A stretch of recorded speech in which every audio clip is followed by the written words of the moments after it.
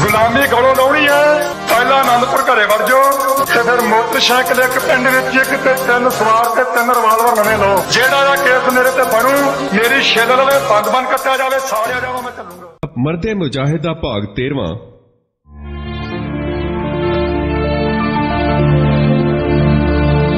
मर्दे मुजाहिद संत जरनैल सिंह जी खालसा पिंडरावाले, जिन्होंने संत जरनैल सिंह जी की कुर्बानी का पता है।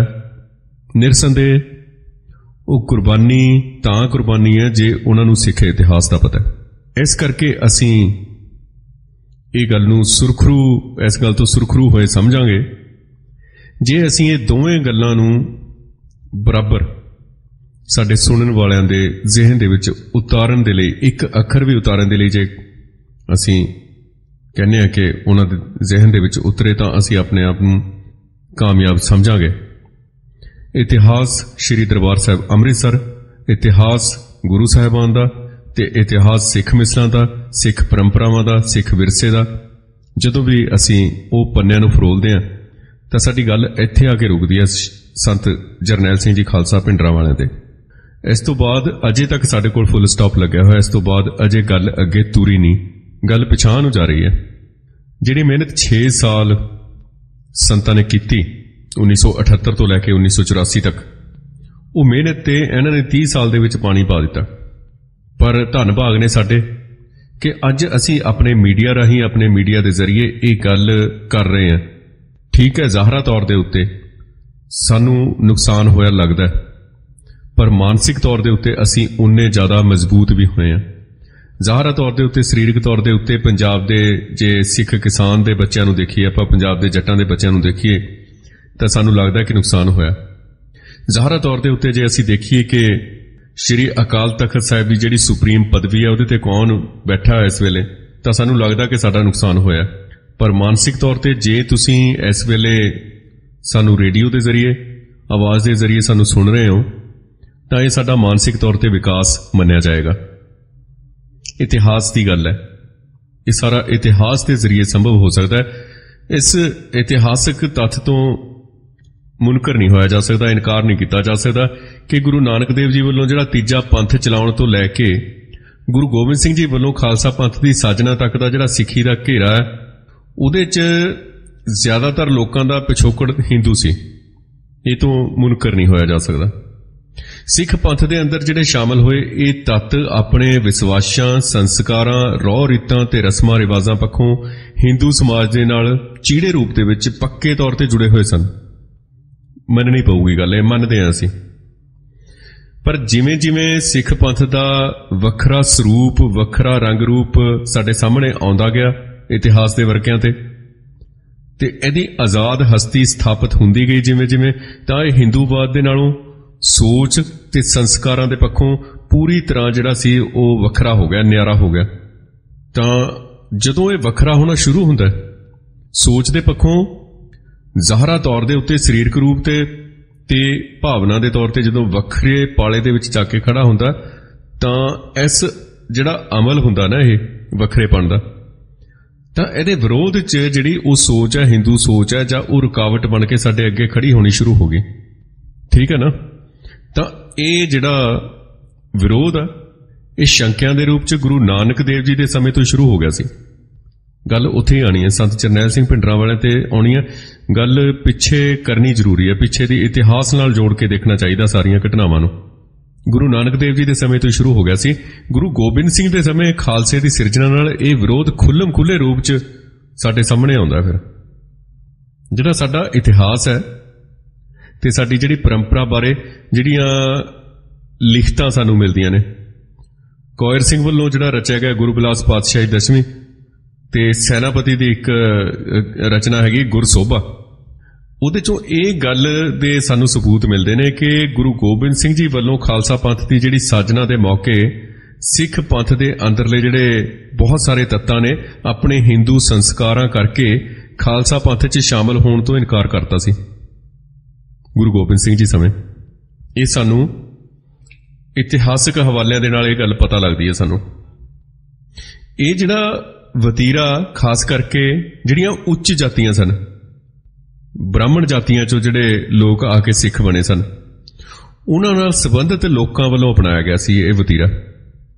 ਦਿੱਲੀ ਦੀ ਸਿੱਖ ਸੰਗਤ ਨੇ ਉੱਚ ਜਾਤੀ, ਜਿਹੜੀਆਂ ਉੱਚੀਆਂ ਜਾਤਾਂ ਸਨ, ਉਹਨਾਂ ਨੇ ਤਾਂ ਗੁਰੂ ਗੋਬਿੰਦ ਸਿੰਘ ਹੱਥੋਂ ਅੰਮ੍ਰਿਤ ਛਕਣ ਕਰਕੇ ਸਿੰਘ ਸਜੇ ਲੋਕਾਂ ਦਾ ਸਮਾਜਿਕ ਬਾਈਕਾਟ ਕਰਨ ਦਾ ਫੈਸਲਾ ਕਰ ਲਿਆ ਸੀ, ਦਿੱਲੀ ਦੀ ਸਿੱਖ ਸੰਗਤ ਨੇ।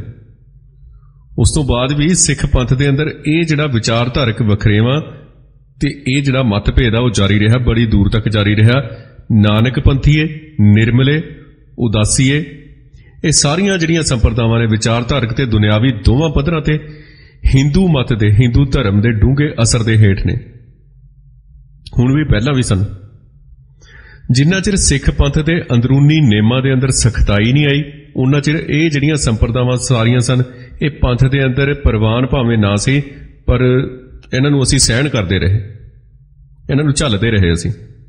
ਖਾਲਸਾ ਪੰਥ ਦੀ ਜਿਹੜੀ ਸਾਜਨਾ ਦੇ ਨਾਲ ਜਦੋਂ ਅੰਦਰੂਨੀ ਜ਼ਾਬਤਾ ਜਿਹੜਾ ਸੀ ਉਹ ਸਖਤ ਹੋ ਗਿਆ, ਤਾਂ ਗੁਰਮਤਿ ਵਿਚਾਰਧਾਰਾ ਨਾਲੋਂ ਵੱਖਰਾ ਵਹਿਣ ਬਣਾ ਕੇ ਜਿਹੜੀਆਂ ਇਹ ਸਾਰੀਆਂ ਧਾਰਾਵਾਂ ਸਨ ਜਾਂ ਇਹ ਸੰਪਰਦਾਵਾਂ ਸਨ, ਇਹਨਾਂ ਦੇ ਨਾਲੋਂ ਦੋ ਟੁਕ ਨਖੇੜਾ ਕਰਨ ਦਾ ਕਾਰਜ ਸੀ ਜਿਹੜਾ ਉਹ ਸਾਡੇ ਏਜੰਡੇ ਤੇ ਆ ਗਿਆ, ਸਿੱਖ ਕੌਮ ਦੇ ਏਜੰਡੇ ਤੇ ਆ ਗਿਆ ਉਹ ਕਾਰਜ। ਤਾਂ ਇਹੋ ਜਿਹੇ ਜਿਹੜੇ ਕਾਫੀ ਸਾਨੂੰ ਸਬੂਤ ਮਿਲਦੇ ਨੇ ਇਤਿਹਾਸ ਤੋਂ ਕਿ ਦਸਮ ਪਾਤਸ਼ਾਹ ਨੇ ਖਾਲਸਾ ਪੰਥ ਦੇ ਅੰਦਰ ਗੁਰਮਤਿ ਵਿਚਾਰਧਾਰਾ ਨੂੰ ਪੱਕੇ ਪੈਰਿੰਗ ਕਰਨ ਤੇ ਇਹਦੀ ਜਿਹੜੀ ਵੱਖਰਤਾ ਤੇ ਇਹਦੀ ਜਿਹੜੀ ਨਿਰਮਲਤਾ ਉਹਨੂੰ ਬਰਕਰਾਰ ਰੱਖਣ ਦੇ ਉਦੇਸ਼ ਦੇ ਨਾਲ ਵਿਪਰਨ ਕੀ ਰੀਤ ਦੇ ਵਿਰੁੱਧ ਬਹੁਤ ਸਖਤ ਫੈਸਲੇ ਲਏ ਤੇ ਇੱਕ ਤਰ੍ਹਾਂ ਦੇ ਨਾਲ ਜੱਦੋ-ਜਹਿਦ ਸ਼ੁਰੂ ਕਰ ਦਿੱਤੀ। ਪਰ ਉਦੋਂ ਹੀ ਖਾਲਸੇ ਦੀ ਮੁਗਲ ਸ਼ਾਹੀ ਦੇ ਨਾਲ ਟੱਕਰ ਸ਼ੁਰੂ ਹੋ ਗਈ। ਬਿਲਕੁਲ ਉਸੇ ਵੇਲੇ ਇਹ ਅਸੀਂ ਦੇਖਦੇ ਹਾਂ ਕਿ ਉਹ ਜਦੋਂ ਸਾਡੀ ਸੁਧਾਈ ਹੋਣੀ ਸ਼ੁਰੂ ਹੋਈ ਸੀ, ਉਦੋਂ ਸਾਡੀ ਲੜਾਈ ਸ਼ੁਰੂ ਹੋ ਗਈ ਤੇ ਜ਼ਿੰਦਗੀ ਮੌਤ ਦੇ ਇਸ ਸੰਘਰਸ਼ ਨੇ ਖਾਲਸਾ ਪੰਥ ਦੇ ਅੰਦਰਲੇ ਸਿਧਾਂਤਕ ਟਕਰਾਵਾਂ ਨੂੰ, ਬਖੇੜਿਆਂ ਨੂੰ ਪਿੱਛੇ ਧੱਕ ਦਿੱਤਾ ਤੇ ਇਹ ਬਹੁਤ ਲੰਮਾ ਸਮਾਂ ਜਾਰੀ ਰਿਹਾ। ਕਰੀਬ 100 ਸਾਲ ਤੱਕ ਇਹ ਲੜਾਈ ਜਾਰੀ ਰਹੀ ਤੇ ਮਿਸਲਾਂ ਦੇ ਸਮੇਂ ਵੀ ਜਦੋਂ ਖਾਲਸਾ ਪੰਥ ਨੂੰ ਥੋੜਾ ਜਿਹਾ ਸਾਹ ਆਉਣਾ ਸ਼ੁਰੂ ਹੋਇਆ, ਉਦੋਂ ਤੱਕ ਸਿੱਖੀ ਦੀਆਂ ਜਿਹੜੀਆਂ ਸਿਧਾਂਤਕ ਬੁਨਿਆਦਾਂ ਸਨ, ਜਿਹੜੀਆਂ ਅਸੂਲ ਸਨ ਸਿੱਖੀ ਦੇ, ਉਹ ਉਦੋਂ ਤੱਕ ਕਮਜ਼ੋਰ ਪੈਣੇ ਸ਼ੁਰੂ ਹੋ ਚੁੱਕੇ ਸਨ। ਨਤੀਜਾ ਕੀ ਨਿਕਲਿਆ? ਪੰਥ ਦੇ ਅੰਦਰੂਨੀ ਵਿਚਾਰਧਾਰਕ ਵਿਗਾੜਾਂ ਨੂੰ ਟਿਕਾਣੇ ਸਿਰ ਕਰਨ, ਮਤਲਬ ਅੰਦਰਲੀ ਜਿਹੜੀ ਸੁਧਾਈ ਆ, ਅੰਦਰਲੀ ਸਫਾਈ ਆ, ਉਹ ਸਫਾਈ ਕਰਨ ਦੀ ਜਿਹੜੀ ਚੇਤਨਾ ਸੀ ਕਮਜ਼ੋਰ ਪੈ ਗਈ ਸੀ। ਉਦੋਂ ਤੱਕ ਮਹਾਰਾਜਾ ਰਣਜੀਤ ਸਿੰਘ ਦੇ ਰਾਜ ਦੇ ਸਮੇਂ ਸਿੱਖੀ ਦੇ ਬੁਨਿਆਦੀ ਸਿਧਾਂਤਾਂ ਨੂੰ ਇੱਥੋਂ ਤੱਕ ਢਾਲ ਲੱਗ ਗਈ ਕਿ ਸਿੱਖ ਧਰਮ ਤੇ ਸਿੱਖ ਸਮਾਜ ਦੇ ਹਿੰਦੂਕਰਨ ਦਾ ਜਿਹੜਾ ਅਮਲ ਸੀ ਉਹ ਦੁਬਾਰਾ ਲਾਈਨ ਤੇ ਆ ਗਿਆ, ਦੁਬਾਰਾ ਉਸਨੇ ਜ਼ੋਰ ਫੜ ਲਿਆ। ਉਸ ਵੇਲੇ ਸਿੱਖ ਰਾਜ ਦੇ ਦੌਰਾਨ ਸਿੱਖ ਤੇ ਹਿੰਦੂ ਦੇ ਦਰਮਿਆਨ ਥੋੜਾ ਜਿਹਾ ਫਰਕ ਰਹਿ ਗਿਆ ਸੀ।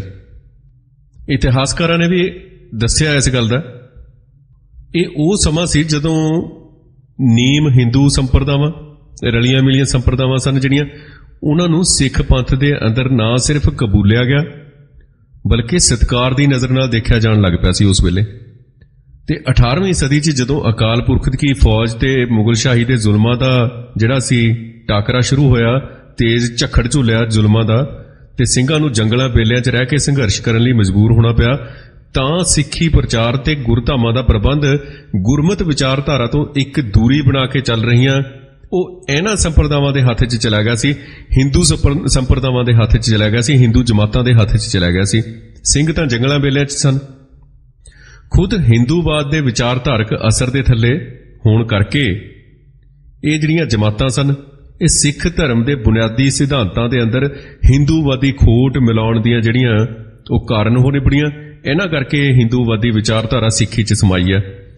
ਇੱਕ ਲੰਮਾ ਸਮਾਂ ਸਿੱਖ ਪੰਜਾਬ ਦੀ ਧਰਤੀ ਤੋਂ ਗੈਰ ਹਾਜ਼ਰ ਰਹੇ। ਇਹਨਾਂ ਦੀ ਗੈਰ ਹਾਜ਼ਰੀ ਦੇ ਵਿੱਚ ਸਿੱਖ ਪਾਠ ਸੀ, ਜਿਹੜਾ ਸਿੱਖ ਪਰਚਾ ਸੀ, ਉਹ ਹਿੰਦੂਵਾਦੀ ਜਮਾਤਾਂ ਦੇ ਥੱਲੇ ਆ ਗਿਆ ਸੀ। ਗੁਰਦੁਆਰਿਆਂ ਦੇ ਅੰਦਰ ਖੁੱਲ੍ਹਮ ਖੁੱਲ੍ਹਾ ਗੁਰਮਤਿ ਵਿਰੋਧੀ ਅਮਲ ਸ਼ੁਰੂ ਹੋ ਗਏ ਤੇ ਸਿੱਖ ਇਤਿਹਾਸ ਤੇ ਪਰੰਪਰਾ ਦੇ ਬ੍ਰਾਹਮਣੀਕਰਨ ਦਾ ਸਿਲਸਿਲਾ ਉਦੋਂ ਤੇਜ਼ ਹੋਇਆ ਤੇ ਗੁਰੂ ਸਾਹਿਬਾਨ ਦੀਆਂ ਜੀਵਨੀਆਂ ਅਤੇ ਉਹਨਾਂ ਦੇ ਵਿਚਾਰਾਂ ਤੇ ਕਾਰਨਾਮਿਆਂ ਨੂੰ ਹਿੰਦੂਵਾਦੀ ਨਜ਼ਰੀਏ ਤੋਂ ਪੇਸ਼ ਕਰਨ ਦੀ ਜਿਹੜੀ ਗੁਰਮਤਿ ਵਿਰੋਧੀ ਰੀਤ ਸ਼ੁਰੂ ਹੋ ਗਈ ਸੀ ਉਦੋਂ। ਸਿੱਖ ਰਹੁ ਰੀਤਾਂ ਦੇ ਉਲਟ ਹਿੰਦੂ ਰਸਮਾਂ ਨੂੰ ਖੁੱਲ੍ਹੀ ਮਾਨਤਾ ਮਿਲੀ ਤੇ ਹਿੰਦੂਆਂ ਦੀ ਰੀਸੇ ਸਿੱਖਾਂ ਨੇ ਵੀ ਸ਼ਬਦ ਗੁਰੂ ਦੇ ਅਦੁੱਤੀ ਵਿਲੱਖਣ ਸਿਧਾਂਤ ਦੀ ਅਵਗਿਆ ਕਰਦੇ ਹੋਏ ਸ੍ਰੀ ਗੁਰੂ ਗ੍ਰੰਥ ਸਾਹਿਬ ਦੀ ਮੂਰਤੀ ਪੂਜਾ ਦਾ ਅਮਲ ਸ਼ੁਰੂ ਕਰ ਦਿੱਤਾ। ਸ੍ਰੀ ਗੁਰੂ ਗ੍ਰੰਥ ਸਾਹਿਬ ਦੀ ਮੂਰਤੀ ਪੂਜਾ ਸ਼ੁਰੂ ਹੋ ਗਈ। ਗੁਰੂ ਗ੍ਰੰਥ ਸਾਹਿਬ ਨੂੰ ਮੂਰਤੀ ਬਣਾ ਦਿੱਤਾ ਗਿਆ। ਜਾਤ ਪਾਤ, ਬੁੱਤ ਪੂਜਾ, ਅੰਧ ਵਿਸ਼ਵਾਸ, ਵਹਿਮ ਪ੍ਰਸਤੀ, ਇਹ ਸਾਰੀਆਂ ਜਿਹੜੀਆਂ ਅਲਾਮਤਾਂ ਬ੍ਰਾਹਮਣਵਾਦੀ ਲਾਹਨਤਾਂ ਨੇ ਸਿੱਖ ਸਮਾਜ ਨੂੰ ਦੁਬਾਰਾ ਆਪਣੀ ਜਕੜ 'ਚ ਲੈ ਲਿਆ। ਜੋਤਿਸ਼, ਟੂਣੇ ਟਾਮਣ, ਮੰਤਰ, ਨਰਾਤੇ, ਵਰਤ, ਸ਼ਰਾਧ, ਗੁੱਗੇ ਮਾੜੀਆਂ, ਮੜੀਆਂ, ਇਹ ਸਾਰਾ ਕੁਝ ਹਿੰਦੂ ਧਰਮ, ਹਿੰਦੂ ਅਮਲ, ਹਿੰਦੂ ਸਮਾਜ ਤੇ ਹਿੰਦੂ ਜੋ ਰੀਤਾਂ ਸਨ ਉਹ ਦੁਬਾਰਾ ਤੋਂ ਸਿੱਖ ਜੀਵਨ ਦਾ ਅੰਗ ਬਣ ਗਈਆਂ। ਤੇ ਇਹ ਸਾਰਾ ਕੁਝ ਕਹਿੰਦੇ ਕਿ ਘੋਰ ਸੰਕਟ ਵੇਲੇ ਜਿਹੜੇ ਮੀਣੇ, ਧੀਰ ਮੱਲੀਏ, ਰਾਮ ਰਾਈਏ ਤੇ ਉਦਾਸੀਏ ਜਾਂ ਬੇਦੀਏ ਜਾਂ ਸੋਢੀ ਧਰਮਸਾਲੀਏ ਕ੍ਰਾਂਤੀਕਾਰੀ ਸਿੱਖਾਂ ਵਾਂਗ ਘਰੋਂ ਬੇਘਰ ਨਹੀਂ ਸਨ ਹੋਏ। ਉਹਨਾਂ ਨੇ ਆਪਣਾ ਬਚਾਓ ਗੁਰਮਤ ਦੇ ਉਦਾਸ ਤੇ ਵਿਰਾਗੀ ਰੰਗ ਦੇ ਵਿੱਚ ਸਾਹਮਣੇ ਪੇਸ਼ ਕਰਨ ਤੇ ਉਹਦੀ ਵੇਦਾਂਤ ਦੇ ਮੁਤਾਬਕ ਵਿਆਖਿਆ ਕਰਨ ਤੇ ਇਹਨੂੰ ਵੇਦਾਂ ਤੋਂ ਗੀਤਾ ਤੱਕ ਦੇ ਮੁਤਾਬਕ ਦੱਸਣ 'ਚ ਸਮਝਿਆ, ਤੇ ਜਿਹਦੇ 'ਚ ਬਹੁਤ ਵੱਡੇ ਪੱਧਰ ਤੇ ਦੇਸੀ ਸੰਸਕ੍ਰਿਤੀ ਦੇ ਅੰਦਰ ਰਹਿੰਦਿਆਂ ਗੁਰੂ ਸਾਹਿਬਾਨ ਨੇ ਆਪਣੇ ਨਵੇਂ ਧਾਰਮਿਕ ਸਮਾਜਿਕ ਤਜਰਬੇ ਨੂੰ ਸਿਰੇ ਚਾੜਨ ਦਾ ਸੰਕਲਪ ਕੀਤਾ ਸੀ। ਉਹ ਸੰਸਕ੍ਰਿਤੀ ਕੌੜੀ ਵੇਲ ਵਾਂਗ ਨਵੇਂ ਧਰਮ ਦੇ ਉੱਤੇ ਆਪਣੇ ਫਣ ਖਿਲਾਰਨ ਲੱਗ ਪਈ, ਉੱਤੇ ਫੈਲਣ ਲੱਗ ਪਈ ਸੀ। ਦੋਹਾਂ ਅਸਰਾਂ ਦਾ ਜਿਹੜਾ ਰਲਵਾਂ ਮਿਲਵਾਂ ਨਤੀਜਾ ਇਹ ਹੋਇਆ ਕਿ ਮੁਗਲ ਸਰਦਾਰੀਆਂ ਦੇ ਨਮੂਨੇ ਤੇ ਸਿੱਖ ਸਰਦਾਰੀਆਂ ਖਾਨਦਾਨੀਆਂ ਬਣ ਗਈਆਂ। ਇਹਨਾਂ ਦਾ ਅਸਰ ਇਹ ਹੋਇਆ, ਜਿਸ ਤਰੀਕੇ ਨਾਲ ਮੁਗਲ ਸਰਦਾਰੀਆਂ ਇੱਥੇ ਆਪਣਾ ਆਧਾਰ ਰੱਖਦੀਆਂ ਸਨ ਉੱਤਰੀ ਭਾਰਤ ਦੇ ਵਿੱਚ, ਉਸੇ ਨਜ਼ਰੀਏ ਤੋਂ ਸਿੱਖ ਸਰਦਾਰੀਆਂ ਦਾ ਖਾਨਦਾਨ ਅੱਗੇ ਚੱਲਿਆ। ਊਚ ਨੀਚ ਤੇ ਜਾਤ ਪਾਤ ਦਾ ਜਿਹੜਾ ਵਰਤਾਰਾ ਸੀ ਉਹ ਦੁਬਾਰਾ ਫੇਰ ਤੋਂ ਆਮ ਹੋ ਗਿਆ। ਸਮਾਧੀਆਂ ਦੀ ਮਾਨਤਾ ਹੋਣ ਲੱਗੀ, ਹਰਿਦੁਆਰ ਨੂੰ ਮੋਖ ਦੁਆਰ ਸਮਝਣ ਲੱਗਿਆ।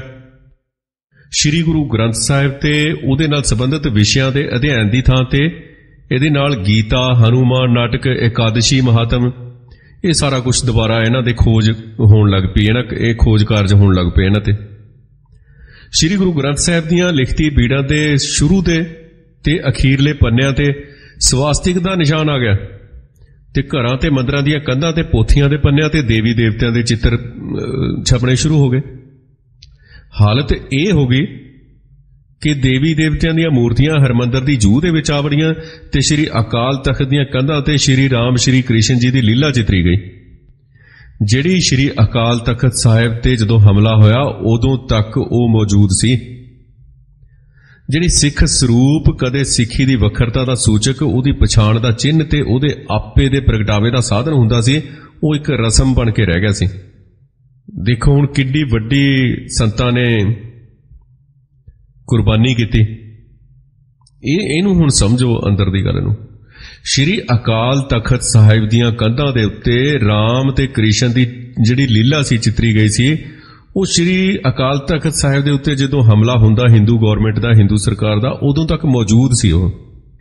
ਤਾਂ ਇਹ ਸਨਾਤਨ ਮਰਿਆਦਾ ਤੇ ਸਿੱਖ ਮਰਿਆਦਾ 'ਚ ਕੋਈ ਭੇਦ ਨਹੀਂ ਸੀ ਰਿਹਾ, ਇੱਕ ਬਰਾਬਰ ਹੋ ਗਈ ਸੀ। ਤੇ ਪੰਜਾਬ ਦੇ ਸਨਾਤਨਵਾਦ ਨੇ ਗੁਰੂ ਸਾਹਿਬਾਨ ਨੂੰ ਹੋਰਨਾਂ ਦੇਵੀ ਦੇਵਤਿਆਂ ਵਾਂਗ ਇੱਕ ਭਾਰਤ ਦਾ ਜਿਹੜੀ ਸੰਸਕ੍ਰਿਤੀ ਸੀ ਉਹਦਾ ਅੰਗ ਬਣਾ ਕੇ ਪੇਸ਼ ਕੀਤਾ। ਸਮਝਣ ਵਾਲੀ ਗੱਲ ਹੈ।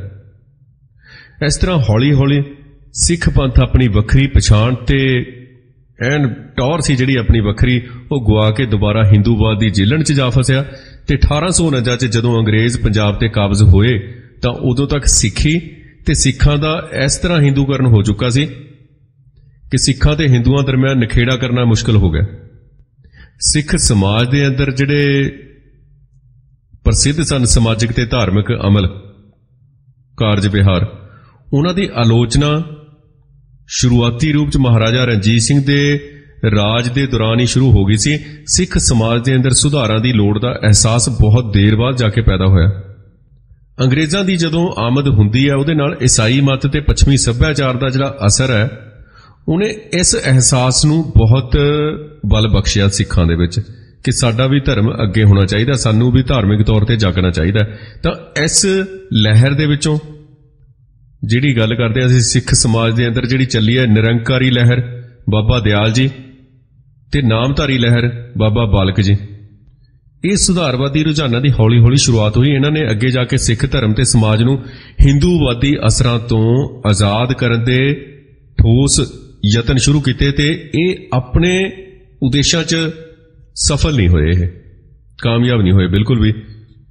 ਇਹਨਾਂ ਦਾ ਜਿਹੜਾ ਅਸਰ ਸੀ ਖੇਤਰ ਸੀ ਜਿਹੜੇ ਇਲਾਕਿਆਂ 'ਚ ਵਿਚਰਦੇ ਸਨ, ਉਹ ਜ਼ਿਆਦਾਤਰ ਸ਼ਹਿਰੀ ਸਿੱਖ ਵਰਗ ਦੇ ਛੋਟੇ-ਛੋਟੇ ਹਿੱਸਿਆਂ ਤੱਕ ਸੀਮਤ ਸੀ ਇਹ ਲੋਕ। ਤੇ ਅਖੀਰ ਨੂੰ ਇਹ ਜਿਹੜੀਆਂ ਲਹਿਰਾਂ ਵੀ ਖਤਮ ਹੋ ਗਈਆਂ, ਬਿਲਕੁਲ ਆਪਣੇ ਰਾਹੋਂ ਭਟਕ ਗਈਆਂ ਤੇ ਆਪੋ ਆਪਣੀ ਗੁਰੂ ਪਰੰਪਰਾ ਤੇ ਰਹੁ ਰੀਤਾਂ ਦੇ ਜੰਜਾਲ 'ਚ ਫਸ ਕੇ ਰਹਿ ਗਈਆਂ। ਦੇਹਧਾਰੀ ਪਰੰਪਰਾ ਸ਼ੁਰੂ ਹੋ ਗਈ ਇਹਨਾਂ ਦੋਵਾਂ ਫਿਰਕਿਆਂ ਦੀ। ਤਾਂ ਸਿੱਖ ਰਾਜ ਦੇ ਖਾਤਮੇ ਨਾਲ ਸਿੱਖ ਭਾਈਚਾਰੇ ਨੂੰ ਬਹੁਤ ਸਾਰੀਆਂ ਦੁਸ਼ਵਾਰੀਆਂ ਦਾ ਸਾਹਮਣਾ ਕਰਨਾ ਪੈ ਗਿਆ। ਖਾਲਸਾ ਰਾਜ ਦੇ ਮੌਕੇ ਦੁਨਿਆਵੀ ਫਾਇਦਿਆਂ ਨੂੰ ਅੱਗੇ ਰੱਖ ਕੇ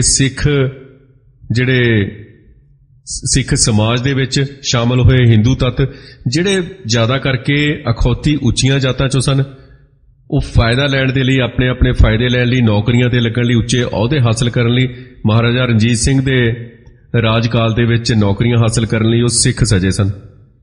ਸਿਰਫ ਉਹਨਾਂ ਦਾ ਮਤਲਬ ਸੀ ਆਪਣੀਆਂ ਜੇਬਾਂ ਭਰਨੀਆਂ। ਇਹ ਵੱਡੀ ਪੱਧਰ ਤੇ ਵਾਪਸ ਦੁਬਾਰਾ ਹਿੰਦੂ ਧਾਰਾ 'ਚ ਆ ਗਏ, ਕਿਉਂਕਿ ਇਹਨਾਂ ਨੂੰ ਪਤਾ ਸੀ, ਯਾਦ ਸੀ ਕਿ ਅਸੀਂ ਹਿੰਦੂ ਹਾਂ, ਅਸੀਂ ਸਵਰਨ ਜਾਤੀ ਦੇ ਹਾਂ, ਉੱਚ ਜਾਤੀਆਂ ਦੇ ਹਾਂ, ਅਸੀਂ ਬ੍ਰਾਹਮਣ ਹਾਂ, ਤੇ ਇਸ ਕਰਕੇ ਉਹ ਵਾਪਸ ਆ ਗਏ।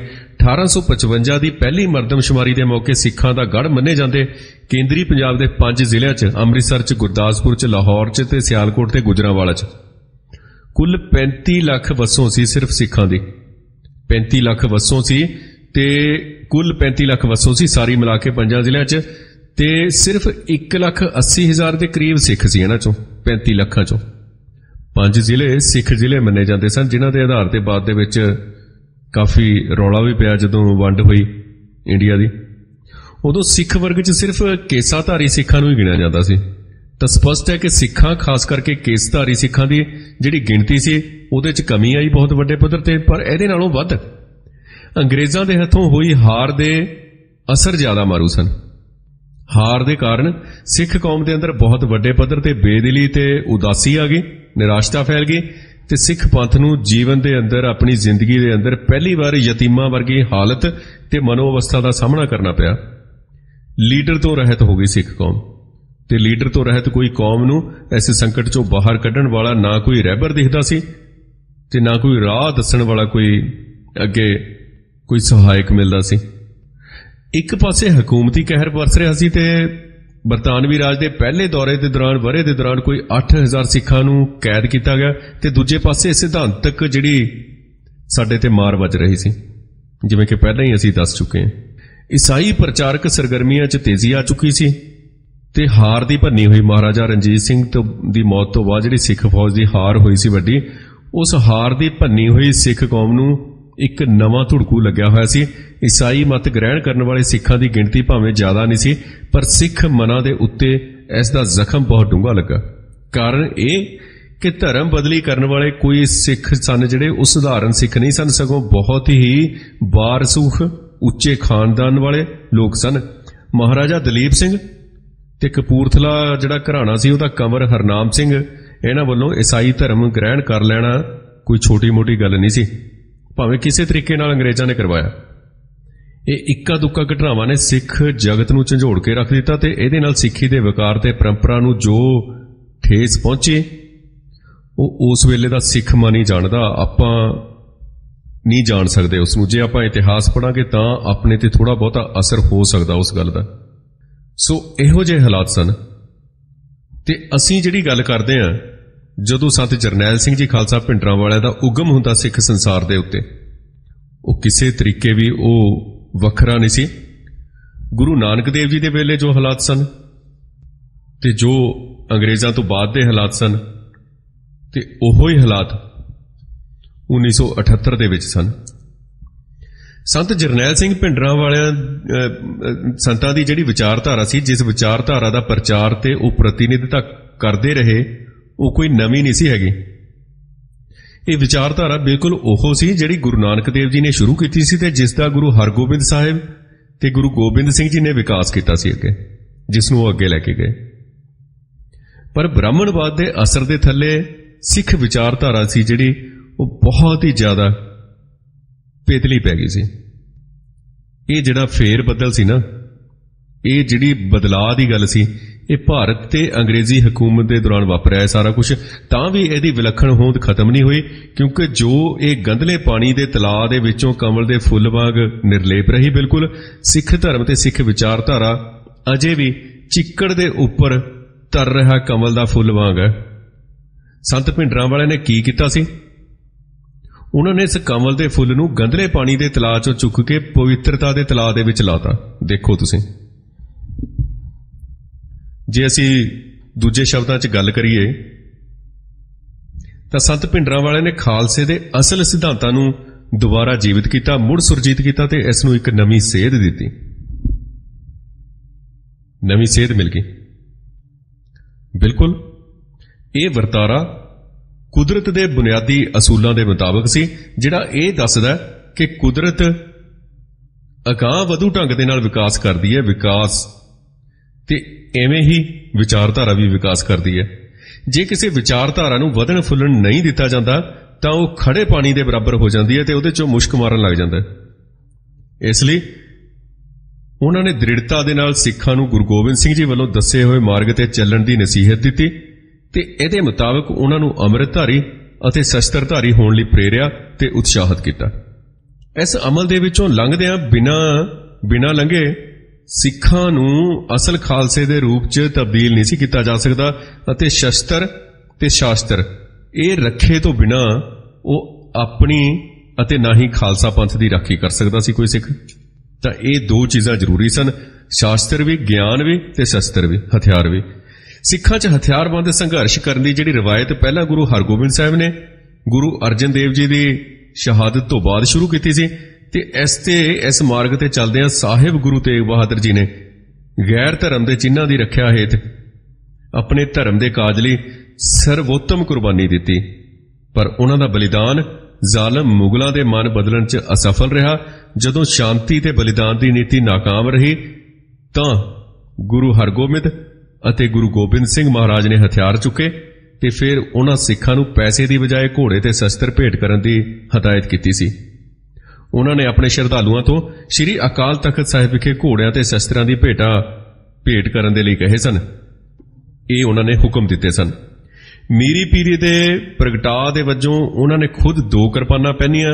उन्हां कोल 800 घोड़सवारां दा एक जत्था सी ते तोड़ेदार बंदूकां दे नाल लैस 60 सिख उन्हां दी निजी सुरक्षा दे लई उन्हां दे इर्द गिर्द रहिंदे सन। गुरु गोबिंद सिंह जी ने मीरी पीरी दे संकल्प दा खालसा प्रगट किरिया दे रूप च होर विकास किया ते संत जरनैल सिंह भिंडरां वाले ने तां केवल इस परंपरा नूं हू-ब-हू मुड़ सुरजीत ही नहीं किया, बल्कि इस नूं थोड़ा अगे वल सरकाउण दी कोशिश की। किरपानां नेजियां दी थां ते रिवाल्वर ते बंदूकां ते घोड़ियां दी थां ते मोटरसाइकिल लिया के इस परंपरा नूं नवीं दिशा दित्ती। आधुनिकता दे नाल जिवें जिवें जिहड़ा साडा बदलदा समाज, जिवें जिवें साडी सोसाइटी, जिवें जिवें विश्व दुनिया दे विच विकास हुंदा, उस तरीके नाल उन्हां ने शब्द बदल गए, चिन्ह बदल गए, बिंब बदल गए, विधान बदल गया, सारा कुछ। घोड़ियां दी थां ते मोटरसाइकिल आ गए, किरपानां नेजियां दी थां ते रिवाल्वर ते बंदूकां आ गईयां। इसलिए उन्होंने गुरुआं दे मार्ग दा जिहड़ा सी एक तरह नाल उस नूं अगली पैड़ दे विच रख के कोई अपराध नहीं कीता हैगा। नगोची जिहड़े लोक ने जां जिहड़े आलोचना करते ने, जिन्हां कोल बेसिर पैर दीयां गल्लां दे सिवा होर कुछ नहीं, वो खालसे दी इस पुरातन रवायत जिहड़ी हैगी है उहनूं मुड़ शुरू करन दे बदले भावें उन्हां दी आलोचना करदे रहन, पर असल गल इह है कि संत जरनैल सिंह भिंडरां वालियां ने जिहड़ा है वो सिद्धांत है दोबारा जीवित किया सिख मनां दे अंदर। ये गल साडे सामने है। जदों संत जरनैल सिंह भिंडरां वालियां नूं यह महसूस होया कि सिख धर्म नूं खा जाण लई हिंदू घटिया घटिया हथ कंडे अपना रहा, तो उसने इस मुहिम के खिलाफ जोरदार लड़ाई शुरू कर दी ते सिखां नूं सिर ते मंडरा रहे खतरे तो सावधान किया। हिंदुआं ने भारतीय संविधान च पहले ही धारा 25(2)(b) इहदे राहीं सिखां नूं हिंदुआं च शामिल किया होया ते इहदे लई संत भिंडरां वालियां वल्लों सिख मत दे बचाव लई जिहड़ी मुहिम शुरू की गई सी वो हर तरह ठीक सी, वाजिब सी, सही सी। इस कारण हिंदुआं ने उन्हां नूं राष्ट्र विरोधी गरदानिया ते बामणवादी हिंदुआं ने उन्हां ते अतवादी वखवादी होण दे दोष लाए। एक कट्टड़ हिंदुआं दा कोई नवां दा पेच नहीं सी हैगा, ये शुरू तो ही हुंदे आए ने। इस मामले च तां ओह हर उस घट गिणती धर्म ते राष्ट्र विरोधी होण दा धब्बा ला दिंदे ने जिहड़ा अपनी सन्मानजनक हस्ती लई संघर्ष करदा है। गुरु गोबिंद सिंह समय नहीं होया 22 ਧਾਰ ਦੇ ਜਿਹੜੇ ਪਹਾੜੀ ਹਿੰਦੂ ਰਾਜੇ ਸਨ, ਜਦੋਂ ਉਹਨਾਂ ਨੂੰ ਲੱਗਿਆ ਕਿ ਇੱਕ ਬੰਦਾ ਆਮ ਆਦਮੀਆਂ ਨੂੰ, ਨੀਵੀਆਂ ਜਾਤੀਆਂ ਨੂੰ ਪਾਤਸ਼ਾਹੀਆਂ ਬਖਸ਼ ਰਿਹਾ, ਸਾਡੇ ਬਰਾਬਰ ਬਾਦਸ਼ਾਹ ਬਣਾ ਰਿਹਾ, ਤਾਂ ਉਹਨਾਂ ਨੇ ਸਭ ਤੋਂ ਪਹਿਲਾਂ ਚੁਗਲੀ ਕੀਤੀ ਸੀ ਨਾ ਔਰੰਗਜ਼ੇਬ ਕੋਲ। ਤਾਂ ਇਹ ਪੁਰਾਣੀ ਰੀਤ ਚੱਲੀ ਆ ਰਹੀ ਹੈ ਇਹਨਾਂ ਦੇ ਖੂਨ ਦੇ ਵਿੱਚ ਹੈ ਇਹ ਸਾਰਾ ਕੁਝ। ਇਹ ਅਸੀਂ DNA ਚੇਂਜ ਨਹੀਂ ਕਰ ਸਕਦੇ ਇਹਦੇ ਨਾਲ। ਇਹ ਜਦੋਂ ਗੁਰੂ ਦੀ ਕਿਰਪਾ ਹੋਊਗੀ ਜਾਂ ਅਕਾਲ ਪੁਰਖ ਵਾਹਿਗੁਰੂ ਕਿਰਪਾ ਕਰੂਗਾ, ਫੇਰ ਹੀ ਇਹਨਾਂ ਦੇ ਖੂਨ 'ਚ ਤਬਦੀਲੀ ਹੋ ਸਕਦੀ ਹੈ, ਫੇਰ ਹੀ ਉਹ ਜਰਾਸੀਮ ਮਰ ਸਕਦੇ ਨੇ। ਨਹੀਂ ਤਾਂ ਇਹ ਟਕਰਾਅ ਜਿਹੜਾ ਸ਼ੁਰੂ ਤੋਂ ਚੱਲਿਆ ਆ ਰਿਹਾ, ਇਹਨੇ ਇਸੇ ਤਰ੍ਹਾਂ ਚੱਲਦੇ ਰਹਿਣਾ ਤੇ ਕੁਰਬਾਨੀਆਂ ਲਈ ਸਾਨੂੰ ਤਿਆਰ ਰਹਿਣਾ ਚਾਹੀਦਾ। ਸੰਤ ਭਿੰਡਰਾਂ ਵਾਲੇ ਹਮੇਸ਼ਾ ਸਿੱਖਾਂ ਦਾ ਧਿਆਨ ਆ ਜਿਹੜਾ ਉਹਨਾਂ ਨਾਲ ਕੀਤੇ ਜਾਂਦੇ ਦੂਜੇ ਦਰਜੇ ਦੇ ਸ਼ਹਿਰੀਆਂ ਵੱਲ ਹੀ ਨਹੀਂ, ਸਗੋਂ ਗੁਲਾਮਾਂ ਵਰਗੇ ਕੀਤੇ ਜਾਂਦੇ ਵਤੀਰੇ ਵੱਲ ਦਿਵਾਉਂਦੇ ਸੀ ਸੰਗਤਾਂ ਦਾ। ਤੇ ਉਹ ਆਪਣੇ ਤਰਕ ਦੀ ਪੁਸ਼ਟੀ ਲਈ ਕਈ ਮਿਸਾਲਾਂ ਦਾ ਪ੍ਰਮਾਣ ਵੀ ਦਿੰਦੇ ਸਨ, ਸਬੂਤ ਵੀ ਦਿੰਦੇ ਸਨ। ਉਹ ਕਹਿੰਦੇ ਸਨ ਕਿ ਜਦੋਂ ਇੰਦਰਾ ਗਾਂਧੀ ਜਨਵਰੀ 1977 'ਚ ਚੋਣਾਂ 'ਚ ਹਾਰ ਗਈ ਤਾਂ ਪਾਰਲੀਮੈਂਟ ਵੱਲੋਂ ਉਹਨੂੰ ਅਧਿਕਾਰਾਂ ਦੀ ਉਲੰਘਣਾ ਲਈ ਦੋਸ਼ੀ ਠਹਿਰਾਇਆ ਗਿਆ ਸੀ। ਤਾਂ ਇੱਥੇ ਉਹਦੀ ਰਿਹਾਈ ਲਈ ਰੋਸ ਪ੍ਰਗਟ ਕਰਨ ਲਈ 2 ਯੂਪੀ ਦੇ ਬ੍ਰਾਹਮਣ ਜਹਾਜ਼ ਅਗਵਾ ਕਰਦੇ ਨੇ, ਉਹਨਾਂ ਨੂੰ ਜ਼ਮਾਨਤਾਂ ਮਿਲ ਜਾਂਦੀਆਂ ਨੇ, ਰਿਹਾ ਹੋ ਜਾਂਦੇ ਨੇ। ਤੇ ਜਦੋਂ ਇੰਦਰਾ ਗਾਂਧੀ ਦੀ ਦੁਬਾਰਾ ਚੋਣਾਂ ਲੜਦੀ ਹੈ ਤਾਂ ਉਹਨਾਂ ਨੂੰ ਟਿਕਟ ਦਿੱਤੀ ਜਾਂਦੀ ਹੈ, ਉਹ MLA ਬਣਦੇ ਨੇ। ਤੇ ਸਾਡੇ ਮੁਸੀਬਤ ਸਿੰਘ, ਭਾਈ ਮਨਜੀਤ ਸਿੰਘ ਉਰਫ ਮੁਸੀਬਤ ਸਿੰਘ ਨੂੰ ਗੋਲੀ ਮਾਰੀ ਜਾਂਦੀ ਹੈ ਅੰਮ੍ਰਿਤਸਰ ਦੇ ਏਅਰਪੋਰਟ ਤੇ। ਤੇ ਇਹੋ ਜਿਹੀਆਂ ਉਹ ਕਈ ਗੱਲਾਂ ਸਾਨੂੰ ਚੇਤੇ ਕਰਾਉਂਦੇ ਨੇ ਕਿ ਸਿੱਖ ਗੁਲਾਮ ਨੇ। ਹੋਰ ਬਹੁਤ ਕੁਝ ਹੋਇਆ। ਸਾਹਿਬ ਸ੍ਰੀ ਗੁਰੂ ਗ੍ਰੰਥ ਸਾਹਿਬ ਜੀ ਦੇ ਸਰੂਪਾਂ ਨੂੰ ਅਗਨ ਭੇਟ ਕੀਤਾ ਗਿਆ, ਸਾੜਿਆ ਗਿਆ। ਤੇ ਜੇਕਰ ਕੋਈ ਹਿੰਦੂ ਕੋਲੋਂ ਕੋਈ ਹਥਿਆਰ ਬਰਾਮਦ ਹੁੰਦਾ ਹੈ ਤਾਂ ਉਸ ਨੂੰ ਨਜ਼ਰਅੰਦਾਜ਼ ਕਰ ਦਿੱਤਾ ਜਾਂਦਾ ਹੈ। ਜੇਕਰ ਸਿੱਖ ਕੋਲੋਂ ਕੋਈ ਚਾਕੂ ਵੀ ਬਰਾਮਦ ਹੋ ਜਾਂਦਾ ਸੀ ਤਾਂ ਉਸ ਨੂੰ 2554 ਆਰਮਜ਼ ਐਕਟ ਦੇ ਥੱਲੇ ਉਹਨੂੰ ਗ੍ਰਿਫਤਾਰ ਕੀਤਾ ਜਾਂਦਾ ਸੀ। ਤਸੀਹੇ ਦੇਣ ਦੀ ਗੱਲ ਹੋਰ ਹੈ। ਪੱਟ ਚੀਰੇ ਗਏ, ਪੱਟ ਚੀਰ ਕੇ ਵਿੱਚ ਲੂਣ ਭਰਿਆ ਗਿਆ, ਸਿੱਖ ਬੀਬੀਆਂ ਨਾਲ ਮਾੜਾ ਵਿਹਾਰ ਕੀਤਾ ਗਿਆ, ਤੀਜੇ ਦਰਜੇ ਦਾ ਵਿਹਾਰ ਕੀਤਾ ਗਿਆ, ਬਜ਼ੁਰਗਾਂ ਦੇ ਸਾਹਮਣੇ ਬੀਬੀਆਂ ਨੂੰ, ਬੱਚੀਆਂ ਨੂੰ ਬੇਪਰਦ ਕੀਤਾ ਗਿਆ। ਇਹ ਛੋਟੀਆਂ-ਮੋਟੀਆਂ ਗੱਲਾਂ ਨਹੀਂ ਸਨ ਜਿਹੜੀਆਂ ਸੰਤ ਜਰਨੈਲ ਸਿੰਘ ਖਾਲਸਾ ਭਿੰਡਰਾਂ ਵਾਲੇ ਨੇ, ਜਿਹੜੇ ਉਹਨਾਂ ਨੇ ਦੱਸਿਆ ਕਿ ਅਸੀਂ ਗੁਲਾਮ ਹਾਂ, ਇਸ ਕਰਕੇ ਗੁਲਾਮ ਹਾਂ ਅਸੀਂ। ਤੇ ਬਹੁਤ ਉਹਨਾਂ ਨੇ ਸਾਨੂੰ ਵਾਰ-ਵਾਰ ਦੱਸਿਆ। ਤਾਂ ਇਸ ਤਰੀਕੇ ਨਾਲ ਅਸੀਂ ਗੱਲ ਕਰਦੇ ਹਾਂ ਕਿ ਇਹ ਜਿਹੜੀ ਗੱਲ ਸੀ, ਇਹਦੇ 'ਚ ਕੋਈ ਦੋ ਰਾਵਾਂ ਨਹੀਂ ਨੇ ਕਿ ਸੰਤਾਂ ਨੇ ਉਹ ਏਜੰਡਾ ਸਿੱਖ ਕੌਮ ਦੇ ਸਾਹਮਣੇ ਰੱਖਿਆ, ਜਿਹੜੇ ਏਜੰਡੇ ਦੇ ਉੱਤੇ ਹਿੰਦੂ ਫਿਰਕਾ ਪ੍ਰਸਤਾਂ ਨਾਲ ਮਿਲ ਕੇ, ਹਿੰਦੂ ਸੋਚ ਦੇ ਨਾਲ ਮਿਲ ਕੇ, ਹਿੰਦੂਵਾਦੀ ਤਰੀਕਿਆਂ ਦੇ ਨਾਲ ਅਕਾਲੀ ਲੀਡਰ ਲੰਮੇ ਸਮੇਂ ਤੋਂ ਪਰਦੇ ਪਾਉਣ ਦੀਆਂ ਕੋਸ਼ਿਸ਼ਾਂ ਕਰਦੇ ਰਹੇ, ਜਿਨ੍ਹਾਂ ਨੇ ਸਿੱਖ ਕੌਮ ਨੂੰ ਸੋਚਣ ਦੇ ਲਈ ਜਿਹੜਾ ਸੀ ਕੋਈ ਮੌਕਾ ਪ੍ਰਦਾਨ ਨਾ ਕੀਤਾ। ਜਦੋਂ ਸਿੱਖ ਕੌਮ ਦੇ ਮਨ ਦੇ ਵਿੱਚ ਅਜਿਹੀ ਜਾਗ ਲੱਗਣ ਲੱਗਦੀ ਸੀ ਤਾਂ ਅਕਾਲੀ ਲੀਡਰਾਂ ਨੇ ਭੰਬਲ ਭੂਸਾ ਪਾਉਣ ਦੇ ਲਈ, ਹਮੇਸ਼ਾ ਕੌਮ ਨੂੰ ਗੁੰਮਰਾਹ ਕਰਨ ਦੇ ਲਈ ਪਾਣੀ ਦਾ ਏਜੰਡਾ, ਪੰਜਾਬੀ ਬੋਲਦੇ ਇਲਾਕਿਆਂ ਦਾ ਏਜੰਡਾ, ਅਜਿਹੇ ਕੋਈ ਏਜੰਡੇ ਸਾਡੇ ਸਾਹਮਣੇ ਰੱਖਣੇ ਸ਼ੁਰੂ ਕਰ ਦਿੱਤੇ ਤਾਂ ਕਿ ਸਿੱਖ ਕੌਮ ਦਾ ਜਿਹੜਾ ਧਿਆਨ ਹੈ ਉਹ ਖਾਲਸਾ ਰਾਜ ਵੱਲ ਨਾ ਜਾਵੇ, ਸਿੱਖ ਕੌਮ ਆਜ਼ਾਦ ਹੋਣ ਬਾਰੇ ਨਾ ਸੋਚੇ, ਇਹ ਪਾਣੀਆਂ ਪੂਣੀਆਂ ਦੇ ਮਸਲੇ 'ਚ ਉਲਝਦੀ ਰਹੇ। ਤਾਂ ਅੱਜ ਵੀ ਅਸੀਂ ਦੇਖੀਏ, ਸਾਡੇ ਲਈ ਪਾਣੀ ਦਾ ਕੋਈ ਮਸਲਾ ਵੱਡਾ ਮਸਲਾ ਨਹੀਂ ਹੈ, ਸਾਡੇ ਲਈ ਪੰਜਾਬੀ ਬੋਲਦੇ ਇਲਾਕਿਆਂ ਦਾ ਕੋਈ ਵੱਡਾ ਮਸਲਾ ਨਹੀਂ ਹੈ। ਮਸਲਾ ਤਾਂ ਆਜ਼ਾਦ ਹਸਤੀ ਦਾ, ਜਿਹਦੇ ਤੋਂ ਇਹ ਮੁਨਕਰ ਹੋਈ ਬੈਠੇ ਨੇ। ਜਦੋਂ ਕਿਤੇ ਵੀ ਕੋਈ ਲਹਿਰ ਚੱਲਦੀ ਹੈ, ਜਦੋਂ ਸੰਤ ਜਰਨੈਲ ਸਿੰਘ ਜੀ ਖਾਲਸਾ ਭਿੰਡਰਾਂ ਵਾਲਿਆਂ ਨੇ ਧਰਮ ਯੁੱਧ ਮੋਰਚਾ ਸ਼ੁਰੂ ਕੀਤਾ ਸੀ, ਭਾਈ ਅਮਰੀਕ ਸਿੰਘ ਹੋਰਾਂ ਨੂੰ ਨਾਲ ਲੈ ਕੇ, ਬਾਬਾ ਠਾਰਾ ਸਿੰਘ ਹੋਰਾਂ ਨੂੰ ਨਾਲ ਲੈ ਕੇ, ਗ੍ਰਿਫਤਾਰ ਸਿੰਘਾਂ ਦੀਆਂ ਰਿਹਾਈਆਂ ਲਈ, ਤਾਂ ਬਿਲਕੁਲ ਉਸੇ ਵੇਲੇ ਪਾਣੀਆਂ ਦਾ ਮਸਲਾ ਕਿੱਥੋਂ ਆ ਗਿਆ?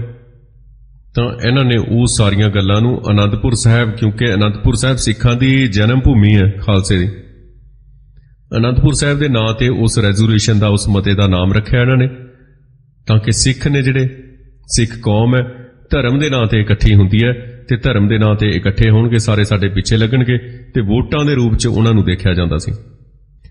ਤੇ ਇਸ ਤਰੀਕੇ ਨਾਲ ਉਹਨਾਂ ਨੇ ਜਿਹੜਾ ਸੀ ਉਸ ਦੇ ਵਿੱਚ ਮਿਲਾਵਟ ਕੀਤੀ ਤੇ ਸੰਤਾਂ ਨੂੰ, ਸੰਤ ਆਪਣੇ ਤਰੀਕੇ ਨਾਲ ਚੱਲ ਰਹੇ ਸਨ, ਉਹ ਕਾਮਯਾਬ ਹੋਏ ਮੋਰਚਾ ਉਹਨਾਂ ਦੇ ਹੱਥ ਦੇਣ ਲਈ, ਤਾਂ ਕਿ ਜਿਹੜਾ ਸੰਘਰਸ਼ ਆ ਇਹ ਵਿਆਪਕ ਪੱਧਰ ਦੇ ਉੱਤੇ, ਵੱਡੇ ਪੱਧਰ ਤੇ ਹੋਵੇ। ਕਈ ਲੋਕ ਇਹ ਸੋਚਦੇ ਨੇ ਕਿ ਸੰਤ ਅਕਾਲੀਆਂ ਦੀ ਜਿਹੜੀ ਨੀਤੀ ਸੀ ਉਹਨੂੰ ਸਮਝ ਨਹੀਂ ਸਕੇ ਤੇ ਇਸ ਕਰਕੇ ਉਹਨਾਂ ਨੇ ਮੋਰਚਾ ਅਕਾਲੀਆਂ ਦੇ ਹੱਥੀਂ ਫੜਾ ਦਿੱਤਾ ਤੇ ਆਪ ਇੱਕ ਪਾਸੇ ਹੋ ਗਏ।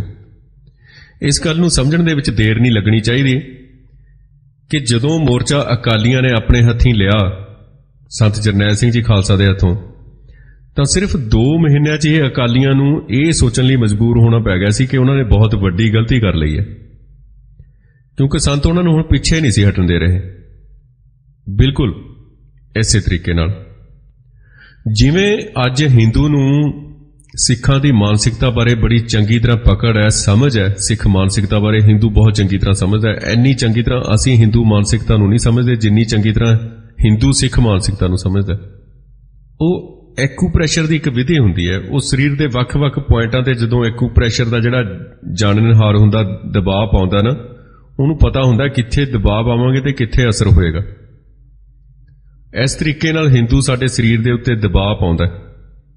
ਉਹ ਕਦੇ ਹੈਦਰਾਬਾਦ 'ਚ ਕੁਝ ਕਰਦਾ ਤੇ ਕਦੇ ਸਹਾਰਨਪੁਰ ਦੇ ਵਿੱਚ ਕੁਝ ਕਰਦਾ, ਕਦੇ ਮੋਹਨ ਭਾਗਵਤ ਕੋਲੋਂ ਕੁਝ ਬਿਆਨ ਦਵਾਉਂਦਾ ਤੇ ਕਦੇ ਬਾਦਲ ਵੱਲੋਂ ਸੁਮੇਧ ਸੈਣੀ ਨੂੰ ਮੁਖੀ ਬਣਾਉਂਦਾ ਪੰਜਾਬ ਦਾ, ਤੇ ਕਦੇ ਕਿਸੇ ਤਰੀਕੇ ਨਾਲ ਕਦੇ ਕਿਸੇ ਤਰੀਕੇ ਨਾਲ।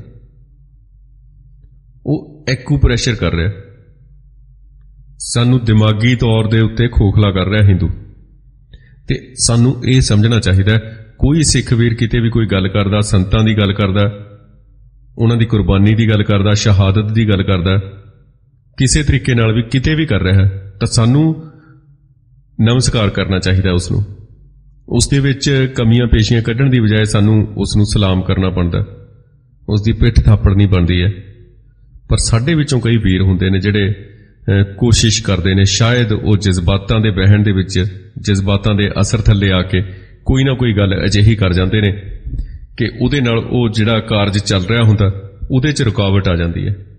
ਇਹ ਐਕੂਪ੍ਰੈਸ਼ਰ ਹੁੰਦਾ ਹਿੰਦੂ ਜਮਾਤ ਵੱਲੋਂ ਸਿੱਖੀ ਦੇ ਭੇਜ ਦੇ ਵਿੱਚ, ਕਿਉਂਕਿ ਸਾਡੇ ਕੋਲ ਅਜੇ ਵੀ ਅਸੀਂ ਗੁਲਾਮ ਮਾਨਸਿਕਤਾ ਅਜੇ ਵੀ ਸਾਡੀ, ਤੇ ਸਾਨੂੰ ਇਸ ਤੋਂ ਬਾਹਰ ਨਿਕਲਣਾ ਪਏਗਾ। ਅਸੀਂ ਕਿਉਂਕਿ ਜੇ ਮਾਨਸਿਕਤਾ ਗੁਲਾਮ ਹੈ ਤਾਂ ਅਸੀਂ ਜ਼ਾਹਰਾ ਤੌਰ ਦੇ ਉੱਤੇ ਸਰੀਰਕ ਤੌਰ ਤੇ ਵੀ ਗੁਲਾਮ ਹੈ।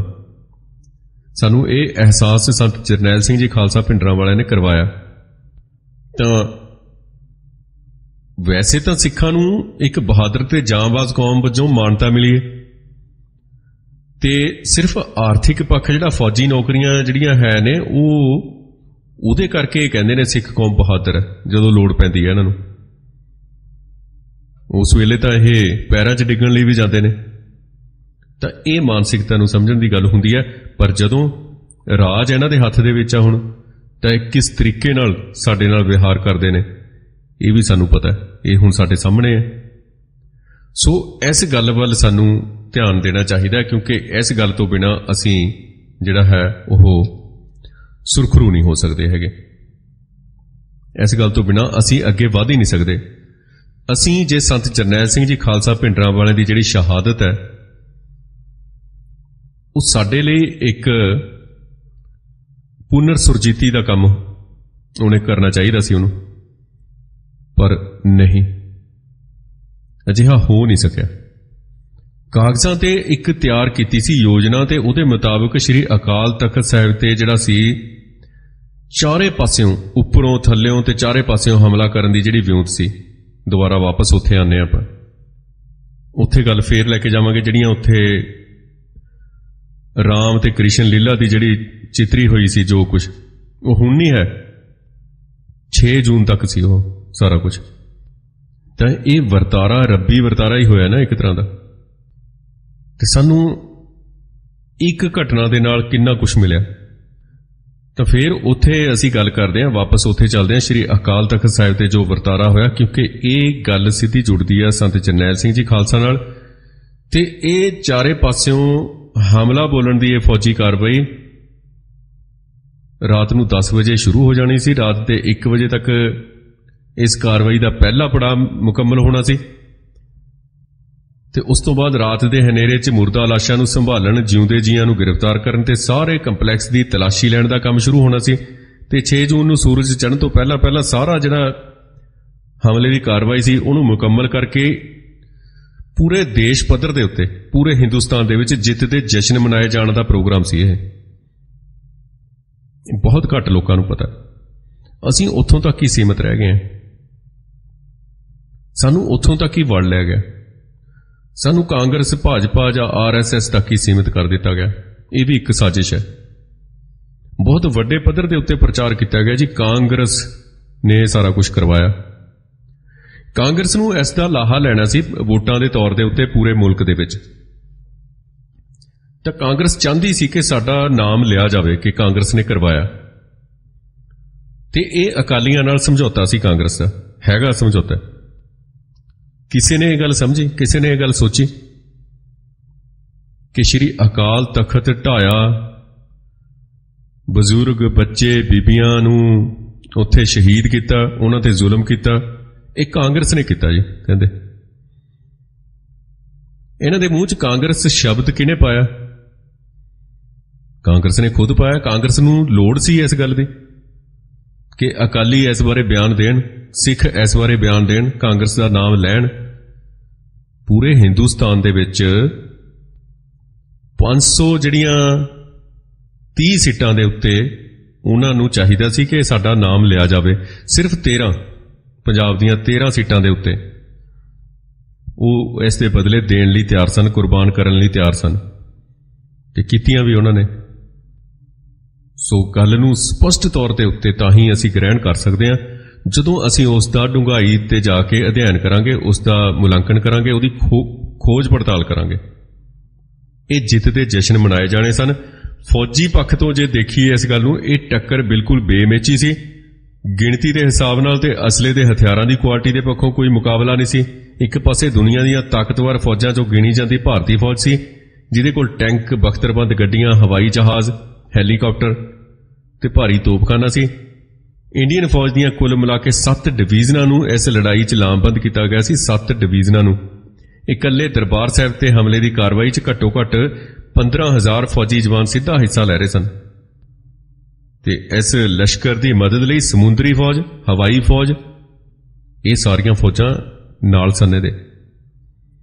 ਤੇ ਭਾਰਤੀ ਫੌਜ ਦੇ ਕੋਲ ਬਿਹਤਰੀਨ ਕਿਸਮ ਦਾ ਅਸਲਾ ਤੇ ਹਥਿਆਰਾਂ ਤੋਂ ਇਲਾਵਾ ਬਹੁਤ ਵਧੀਆ ਦਰਜੇ ਦੇ ਸਦੇ ਹੋਏ ਜਰਨੈਲ ਸਨ। ਦੇਖੋ, ਤੇ ਉਤੋਂ ਉਹਨਾਂ ਦੇ ਫਾਇਦੇ ਦੀ ਗੱਲ ਇਹ ਹੈ ਕਿ ਸਮੁੱਚੀ ਸਰਕਾਰੀ ਮਸ਼ੀਨਰੀ ਫੌਜ ਦੀ ਸੇਵਾ 'ਚ ਹਾਜ਼ਰ ਸੀ, ਸਮੁੱਚੀ। ਦੂਜੇ ਪਾਸੇ ਗਿਣਤੀ ਦੇ ਜੁਝਾਰੂ ਸਿੰਘ ਸਨ, ਜਿਨ੍ਹਾਂ ਦੀ ਗਿਣਤੀ ਕਿਸੇ ਵੀ ਤਰ੍ਹਾਂ ਕੋਈ 150 ਤੋਂ ਵੱਧ ਨਹੀਂ ਸੀ ਹੈਗੀ। ਪਹਿਲਾਂ ਵੀ ਅਸੀਂ ਜ਼ਿਕਰ ਕੀਤਾ। ਤੇ ਉਹਨਾਂ ਦੇ ਕੋਲ ਉਂਗਲਾਂ ਤੇ ਗਿਣੇ ਜੋਗੀਆਂ ਹਲਕੀਆਂ ਮਸ਼ੀਨ ਗੰਨਾਂ, ਲਾਈਟ ਮਸ਼ੀਨ ਗੰਨਾਂ, ਦਰਮਿਆਨੀ ਜਾਂ ਭਾਰੀ ਮਸ਼ੀਨ ਗਨ ਇੱਕ ਵੀ ਨਹੀਂ ਸੀ ਉਹਨਾਂ ਦੇ ਕੋਲ। ਨਾ ਮਾਤਰ ਰਾਕਟ ਲਾਂਚਰ ਸਨ। ਬਾਕੀ ਸਧਾਰਨ ਕਿਸਮ ਦੀਆਂ ਰਾਈਫਲਾਂ ਤੇ ਹੱਥ ਗੋਲਿਆਂ, ਗਰਨੇਡਾਂ ਤੋਂ ਬਿਨਾਂ ਉਹਨਾਂ ਕੋਲ ਕੋਈ ਹਥਿਆਰ ਨਹੀਂ ਸੀ ਹੈਗਾ। ਪਰ ਇਸ ਫੌਜੀ ਪੱਖ ਦੀ ਕਮਜ਼ੋਰੀ ਦੀ ਤੁਲਨਾ 'ਚ ਜੁਝਾਰੂ ਸਿੰਘਾਂ ਦਾ ਨੈਤਿਕ ਪੱਖ ਬਹੁਤ ਵੱਡਾ ਸੀ, ਬਹੁਤ ਭਾਰਾ ਸੀ। ਉਹਨਾਂ ਦਾ ਪਲੜਾ ਬਹੁਤ ਭਾਰਾ ਸੀ ਜੁਝਾਰੂ ਸਿੰਘਾਂ ਦਾ। ਸੰਤ ਜਰਨੈਲ ਸਿੰਘ ਜੀ ਭਿੰਡਰਾਂਵਾਲੇ ਦੀ ਜਿਹੜੀ ਫੌਜ ਸੀ, ਉਹ ਮਾਨਸਿਕ ਤੌਰ ਤੇ ਬਹੁਤ ਮਜ਼ਬੂਤ ਸੀ, ਮਾਨਸਿਕ ਤੌਰ ਤੇ ਬਹੁਤ ਤਕੜੀ ਸੀ। ਭਾਰਤੀ ਫੌਜ ਕਹਿਣ ਨੂੰ ਭਾਵੇਂ ਮੁਲਕ ਦੇ ਹਿੱਤਾਂ ਦੀ ਰੱਖਿਆ ਦੀ ਲੜਾਈ ਲੜ ਰਹੀ ਸੀ, ਪਰ ਅਸਲੀਅਤ 'ਚ ਉਹ ਮੁਲਕ ਦੇ ਨਹੀਂ,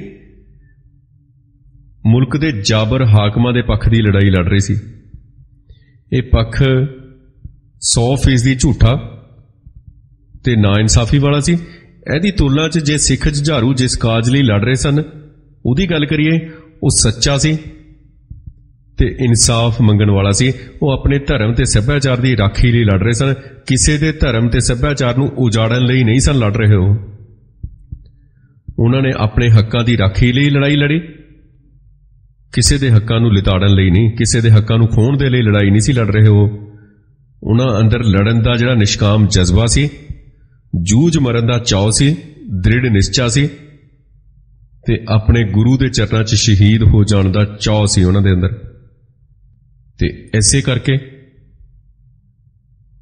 ਸਿੰਘਾਂ ਨੇ ਆਪਣੀ ਬਹੁਤ ਥੋੜੀ ਗਿਣਤੀ ਹੋਣ ਦੇ ਬਾਵਜੂਦ, ਮਾੜੇ ਤੇ ਦੇਸੀ ਹਥਿਆਰ ਹੋਣ ਦੇ ਬਾਵਜੂਦ ਭਾਰਤੀ ਫੌਜ ਦੇ ਹੱਲੇ ਨੂੰ ਬੁਰੀ ਤਰ੍ਹਾਂ ਪਛਾੜ ਕੇ ਰੱਖਤਾ ਸੀ। ਫੌਜੀ ਜਰਨੈਲ ਜਿਸ ਲੜਾਈ ਨੂੰ 2 ਜਾਂ ਹੱਦ 3 ਘੰਟਿਆਂ ਦੇ ਅੰਦਰ ਸਮੇਟ ਦੇਣ ਦੀ ਗਲਤਫਹਿਮੀ ਪਾਲੀ ਬੈਠੇ ਸਨ, ਉਹ ਉਮੀਦ ਦੇ ਨਾਲੋਂ ਕਿਤੇ ਵੱਧ ਲਮਕਵੀਂ ਤੇ ਹਾਨੀਕਾਰਕ ਹੋਈ ਉਹਨਾਂ ਦੇ ਲਈ ਸਾਬਤ। ਜਨਰਲ ਬਰਾੜ, ਜਿਹੜਾ ਕੁਲਦੀਪ ਬਰਾੜ ਨੇ ਸਿੰਘਾਂ ਦੇ ਹੌਸਲੇ ਤੋੜਨ ਤੇ ਮੋਰਚੇ ਨਸ਼ਟ ਕਰਨ ਦੇ ਲਈ ਕਈ ਵਾਰ ਪੈਂਤੜਾ ਬਦਲਿਆ। ਨਵੀਆਂ ਚਾਲਾਂ ਚੱਲੀਆਂ। ਪਰ ਜੁਝਾਰੂ ਸਿੰਘਾਂ ਦੀ ਜਿਹੜੀ ਕਹਿਰ ਵਰਸਾਉਂਦੀ ਜਵਾਬੀ ਗੋਲਾਬਾਰੀ ਹੁੰਦੀ ਸੀ ਨਾ, ਉਹਦੇ ਤੇ ਕਾਬੂ ਪਾਉਣ 'ਚ ਉਹ ਪਹਿਲਾਂ ਤੋਂ ਉਲੀਕੀ ਹੋਈ ਜਿਹੜੀ ਯੋਜਨਾ ਹੁੰਦੀ ਸੀ ਉਹਨੂੰ ਬਦਲਣਾ ਪੈਂਦਾ ਸੀ। ਉਹਨੂੰ ਕੋਈ ਚਾਲ ਉਹਦੀ ਅਸਰਦਾਰ ਸਾਬਤ ਨਹੀਂ ਸੀ ਹੋ ਰਹੀ। ਫੌਜੀ ਕਮਾਂਡੋਆਂ ਦੀਆਂ ਜਿਹੜੀਆਂ ਚਕਰਾਤੇ 'ਚ ਬਹੁਤ ਮਹੀਨਿਆਂ ਤੱਕ ਮਸ਼ਕਾਂ ਕੀਤੀਆਂ ਹੋਈਆਂ ਸਨ, ਉਹ ਬੇਫਾਇਦਾ ਗਈਆਂ ਉਹਨਾਂ ਦੀਆਂ। ਚਕਰਾਤਾ ਹੈ ਜੀ ਉੱਤਰਾਖੰਡ 'ਚ ਬੇਸ ਹੈ ਇੱਕ ਬਹੁਤ ਤਗੜਾ ਫੌਜ ਦਾ। ਉੱਥੇ ਇਹਨਾਂ ਨੇ 2 ਸਾਲ ਪਹਿਲਾਂ ਤੋਂ ਰਿਹਰਸਲਾਂ ਸ਼ੁਰੂ ਕੀਤੀਆਂ ਸਨ ਦਰਬਾਰ ਸਾਹਿਬ ਤੇ ਹਮਲਾ ਕਰਨ ਲਈ। ਉਹ ਬਿਲਕੁਲ ਸਨ ਜਿਹੜੀਆਂ ਬੇਫਾਇਦਾ ਹੋ ਗਈਆਂ। 2 ਘੰਟਿਆਂ ਦੇ ਅੰਦਰ ਅਕਾਲ ਤਖਤ ਤੇ ਕਬਜ਼ਾ ਕਰ ਲੈਣ ਦਾ ਜਿਹੜਾ ਟੀਚਾ ਤਾਂ ਦੂਰ ਦੀ ਗੱਲ ਰਹੀ, 2 ਘੰਟਿਆਂ ਤੱਕ ਤਾਂ ਫੰਨੇ ਖਾਂ ਕਹੇ ਜਾਂਦੇ 10 ਗਾਰਡਸ ਦੇ ਕਮਾਂਡੋ ਪਰਿਕਰਮਾ ਦੇ ਅੰਦਰ ਕਦਮ ਧਰਨ 'ਚ ਵੀ ਸਫਲ ਨਹੀਂ ਸੀ ਹੋ ਸਕੇ। ਤਾਂ ਜਿਹੜਾ ਘੰਟਾ ਘਰ ਵਾਲੇ ਪਾਸੇ ਜਿਹੜਾ ਮੇਨ ਗੇਟ ਹੈ, ਉਹਦੀਆਂ ਪੌੜੀਆਂ ਉਹਨਾਂ ਦੇ ਲਈ ਮੌਤ ਦਾ ਖੂਹ ਬਣ ਕੇ ਰਹਿ ਗਈਆਂ ਸਨ। ਲਾਈਟ ਮਸ਼ੀਨ ਗੰਨਾਂ, ਭਾਰੀਆਂ ਮਸ਼ੀਨ ਗੰਨਾਂ, ਸਾਰੀਆਂ ਮਸ਼ੀਨ ਗੰਨਾਂ ਦੇ ਜਿਹੜੇ ਤੋਪਾਂ ਦੇ ਗੋਲੇ ਵਰਸਾ ਕੇ ਹੰਭ ਗਈਆਂ ਉਹਨਾਂ ਦੀਆਂ। ਤਾਂ ਦਰਬਾਰ ਸਾਹਿਬ ਤੇ ਨੀਵੀਆਂ ਉਡਾਰੀਆਂ ਭਰ ਕੇ ਫੌਜੀ ਜਵਾਨਾਂ ਨੂੰ ਸਿੰਘਾਂ ਦੇ ਮੋਰਚਿਆਂ ਦੀਆਂ ਸੂਹਾਂ ਦੇ ਰਹੇ ਜਿਹੜੇ ਚੇਤਕ ਹੈਲੀਕਾਪਟਰ ਵੀ ਛਿੱਥੇ ਪੈ ਗਏ, ਉਹਨਾਂ ਨੂੰ ਵੀ ਹਾਰ ਮੰਨਣੀ ਪੈ ਗਈ। ਪਰ ਫੌਜੀ ਟੁਕੜੀਆਂ ਦੀ ਅਕਾਲ ਤਖਤ ਵੱਲ ਵਧਣ ਦੀ ਕੋਈ ਕੋਸ਼ਿਸ਼ ਕਾਮਯਾਬ ਨਹੀਂ ਸੀ ਹੋ ਸਕੀ ਜਲਦੀ। ਜਨਰਲ ਬਰਾੜ ਦਾ ਇਹ ਵਿਚਾਰ ਸੀ ਕਿ ਉਹ ਜ਼ਮੀਨ ਤੇ ਅਸਮਾਨ ਨੂੰ ਕੰਬਾ ਦੇਣ ਵਾਲੇ ਸਟਨ ਗ੍ਰਨੇਡਾਂ ਦੇ ਨਾਲ ਜੁਝਾਰੂ ਸਿੰਘਾਂ ਦੇ ਦਿਲਾਂ ਦੇ ਅੰਦਰ ਹੌਲ ਪਾ ਦੂਗਾ। ਸਟਨ ਗ੍ਰਨੇਡ ਹੁੰਦਾ ਬਹੁਤ, ਉਹਦੀ ਆਵਾਜ਼ ਬਹੁਤ ਜ਼ਿਆਦਾ ਹੁੰਦੀ ਹੈ। ਜਦੋਂ ਇੱਕ ਵਾਰੀ ਫਟਦਾ ਤਾਂ ਕੰਨਾਂ ਦੇ ਪਰਦੇ ਪਟ ਜਾਂਦੇ ਨੇ। ਸਟਨ ਗ੍ਰਨੇਡ ਦੇ ਨਾਲ ਬੰਦੇ ਦਾ ਦਿਲ ਦਹਿਲ ਜਾਂਦਾ। ਵੱਡੇ ਜਿਹੜੇ ਨਾਢੂ ਖਾਂ ਹੁੰਦੇ ਨੇ, ਵੱਡੇ ਜਿਹੜੇ ਅਫਸਰ ਹੁੰਦੇ ਨੇ, ਉਹ ਘਬਰਾ ਕੇ ਹਾਰਟ ਅਟੈਕ ਹੋ ਜਾਂਦਾ, ਉਹਨਾਂ ਨੂੰ ਘਬਰਾ ਕੇ ਮੈਦਾਨ ਛੱਡ ਦਿੰਦੇ ਨੇ ਉਹ। ਪਰ ਸਿੰਘਾਂ ਨੇ ਇਹਨਾਂ ਸਟਨ ਗ੍ਰਨੇਡਾਂ ਨੂੰ ਦੀਵਾਲੀ ਦੇ ਪਟਾਕਿਆਂ ਤੋਂ ਵੱਧ ਨਹੀਂ ਜਾਣਿਆ। 6 ਘੰਟਿਆਂ ਦੀਆਂ ਜੀ ਤੋੜ ਕੋਸ਼ਿਸ਼ਾਂ ਦੇ ਬਾਵਜੂਦ ਤੇ ਜੋ ਉਹਨਾਂ ਨੇ ਸੋਚਿਆ ਸੀ ਉਹਦੇ ਨਾਲੋਂ ਕਿਤੇ ਵੱਧ ਜਾਨੀ ਨੁਕਸਾਨ ਕਰਾ ਬੈਠਣ ਤੋਂ ਬਾਅਦ ਵੀ ਫੌਜ ਦਾ ਅਕਾਲ ਤਖਤ ਵੱਲ ਵਧਣਾ ਜਿਹੜਾ ਸੀ ਉਹ ਮੁਸ਼ਕਲ ਬਣਿਆ ਰਿਹਾ। ਕੋਈ 6 ਘੰਟੇ ਬੀਤ ਜਾਣ ਤੋਂ ਬਾਅਦ ਜਦੋਂ ਫੌਜੀ ਜਰਨੈਲਾਂ ਨੂੰ ਸਵੇਰ ਹੋਣ ਦਾ ਤੇ ਦਿਨ ਦੇ ਚਿੱਟੇ ਚਾਨਣ 'ਚ ਆਪਣੀ ਨਾਕਾਮੀ ਦੇ ਜੱਗ ਜ਼ਾਹਰ ਹੋ ਜਾਣ ਦਾ ਡਰਾਉਣਾ ਖਿਆਲ ਸਤਾਉਣ ਲੱਗਾ, ਤਾਂ ਉਹਨਾਂ ਨੇ 6 ਜੂਨ ਦੀ ਸਵੇਰ ਹੋਣ ਤੋਂ ਪਹਿਲਾਂ 4 ਵਜੇ ਸਵੇਰੇ ਮੰਜੀ ਸਾਹਿਬ ਵਾਲੇ ਪਾਸਿਓਂ ਇੱਕ ਬਖਤਰਬੰਦ ਗੱਡੀ SKOT OT-64 ਪਰਿਕਰਮਾ ਦੇ ਅੰਦਰ ਭੇਜੀ। ਉਹਨਾਂ ਨੂੰ ਪੱਕਾ ਯਕੀਨ ਸੀ ਕਿ ਸਿੰਘ ਇਸ ਗੱਡੀ ਨੂੰ ਦੇਖਦਿਆਂ ਹੀ ਜਿਹੜੇ ਉਹ ਡਰ ਜਾਣਗੇ ਤੇ ਇਸ ਬਖਤਰਬੰਦ ਗੱਡੀ ਦਾ ਉਹ ਵਾਲ ਵੀ ਵਿੰਗਾ ਨਹੀਂ ਕਰ ਸਕਣਗੇ। ਪਰ ਬਖਤਰਬੰਦ ਗੱਡੀ ਅਜੇ ਪਰਿਕਰਮਾ ਦੇ ਅੱਧ 'ਚ ਸ਼ਹੀਦਾਂ ਵਾਲੇ ਗੇਟ ਦੇ ਸਾਹਮਣੇ ਹੀ ਪਹੁੰਚੀ ਸੀ ਕਿ ਸਿੰਘਾਂ ਵੱਲੋਂ ਨਿਸ਼ਾਨਾ ਸੇਧ ਕੇ ਦਾਗੇ ਗਏ ਇੱਕ ਰਾਕਟ ਲਾਂਚਰ ਨੇ ਉਸ ਨੂੰ ਥਾਂ ਤੇ ਹੀ ਨਕਾਰਾ ਕਰਤਾ। ਫੌਜੀ ਜਰਨੈਲਾਂ ਨੇ ਅਜਿਹੀ ਜਿਹੜੀ ਪਛਾੜ ਸੀ ਉਹ ਤਾਂ ਕਦੇ ਸੁਪਨੇ 'ਚ ਸੋਚੀ ਵੀ ਨਹੀਂ ਸੀ, ਸੁਪਨੇ 'ਚ ਵੀ ਨਹੀਂ ਸੀ ਚਿਤਵੀ। ਇਸ ਕਰਕੇ ਇਹਦੇ ਨਾਲ ਉਹਨਾਂ ਦੇ ਅੰਦਰ ਇੱਕਦਮ ਘਬਰਾਹਟ ਫੈਲ ਗਈ। ਤਾਂ ਪਹਿਲਾਂ ਤੋਂ ਜਿਹੜੀਆਂ ਉਲੀਕੀਆਂ ਹੋਈਆਂ ਸਾਰੀਆਂ ਸਕੀਮਾਂ ਸਨ ਉਹਨਾਂ ਨੂੰ ਥਾਂ ਤੇ ਹੀ ਛੱਡਦਿਆਂ ਉਹਨਾਂ ਨੇ ਜਲਦੀ ਤੇ ਘਬਰਾਹਟ 'ਚ ਉੱਪਰਲੀ ਪੱਧਰ ਤੇ ਫੁਰਤੀ ਨਾਲ ਜਿਹੜਾ ਸਲਾਹ ਮਸ਼ਵਰਾ ਕੀਤਾ। ਦਿੱਲੀ ਇੰਦਰਾ ਗਾਂਧੀ ਨਾਲ ਸਿੱਧੀ ਗੱਲ ਹੋਈ ਤੇ ਅਕਾਲ ਤਖਤ ਤੇ ਸਿੱਧਾ ਟੈਂਕਾਂ ਦੇ ਨਾਲ ਹਮਲਾ ਬੋਲਣ ਦਾ ਉਹਨਾਂ ਨੇ ਫੈਸਲਾ ਕਰ ਲਿਆ। ਮਿੰਟਾਂ ਸਕਿੰਟਾਂ ਦੇ ਅੰਦਰ ਹੀ 6 ਵਿਜੰਤਾ ਟੈਂਕ ਸਰਾਂ ਵਾਲੇ ਪਾਸੇ ਦੀ ਵਿਚਕਾਰਲੀ ਸੜਕ ਤੇ ਆ ਗਏ ਤੇ ਪਹਿਲਾਂ ਇੱਕ ਟੈਂਕ ਨੂੰ ਪਰਿਕਰਮਾ ਦੇ ਅੰਦਰ ਭੇਜਿਆ ਗਿਆ। ਪਰ ਰੱਬ ਸਬੱਬੀ ਇਹ ਟੈਂਕ ਬਾਬਾ ਦੀਪ ਸਿੰਘ ਜੀ ਦੇ ਸੀਸ ਭੇਟ ਅਸਥਾਨ ਦੇ ਕੋਲ ਜਾ ਕੇ ਜ਼ਮੀਨ ਦੇ ਅੰਦਰ ਧਸ ਗਿਆ। ਫਿਰ ਇੱਕ ਹੋਰ ਟੈਂਕ ਲਿਆਂਦਾ ਗਿਆ।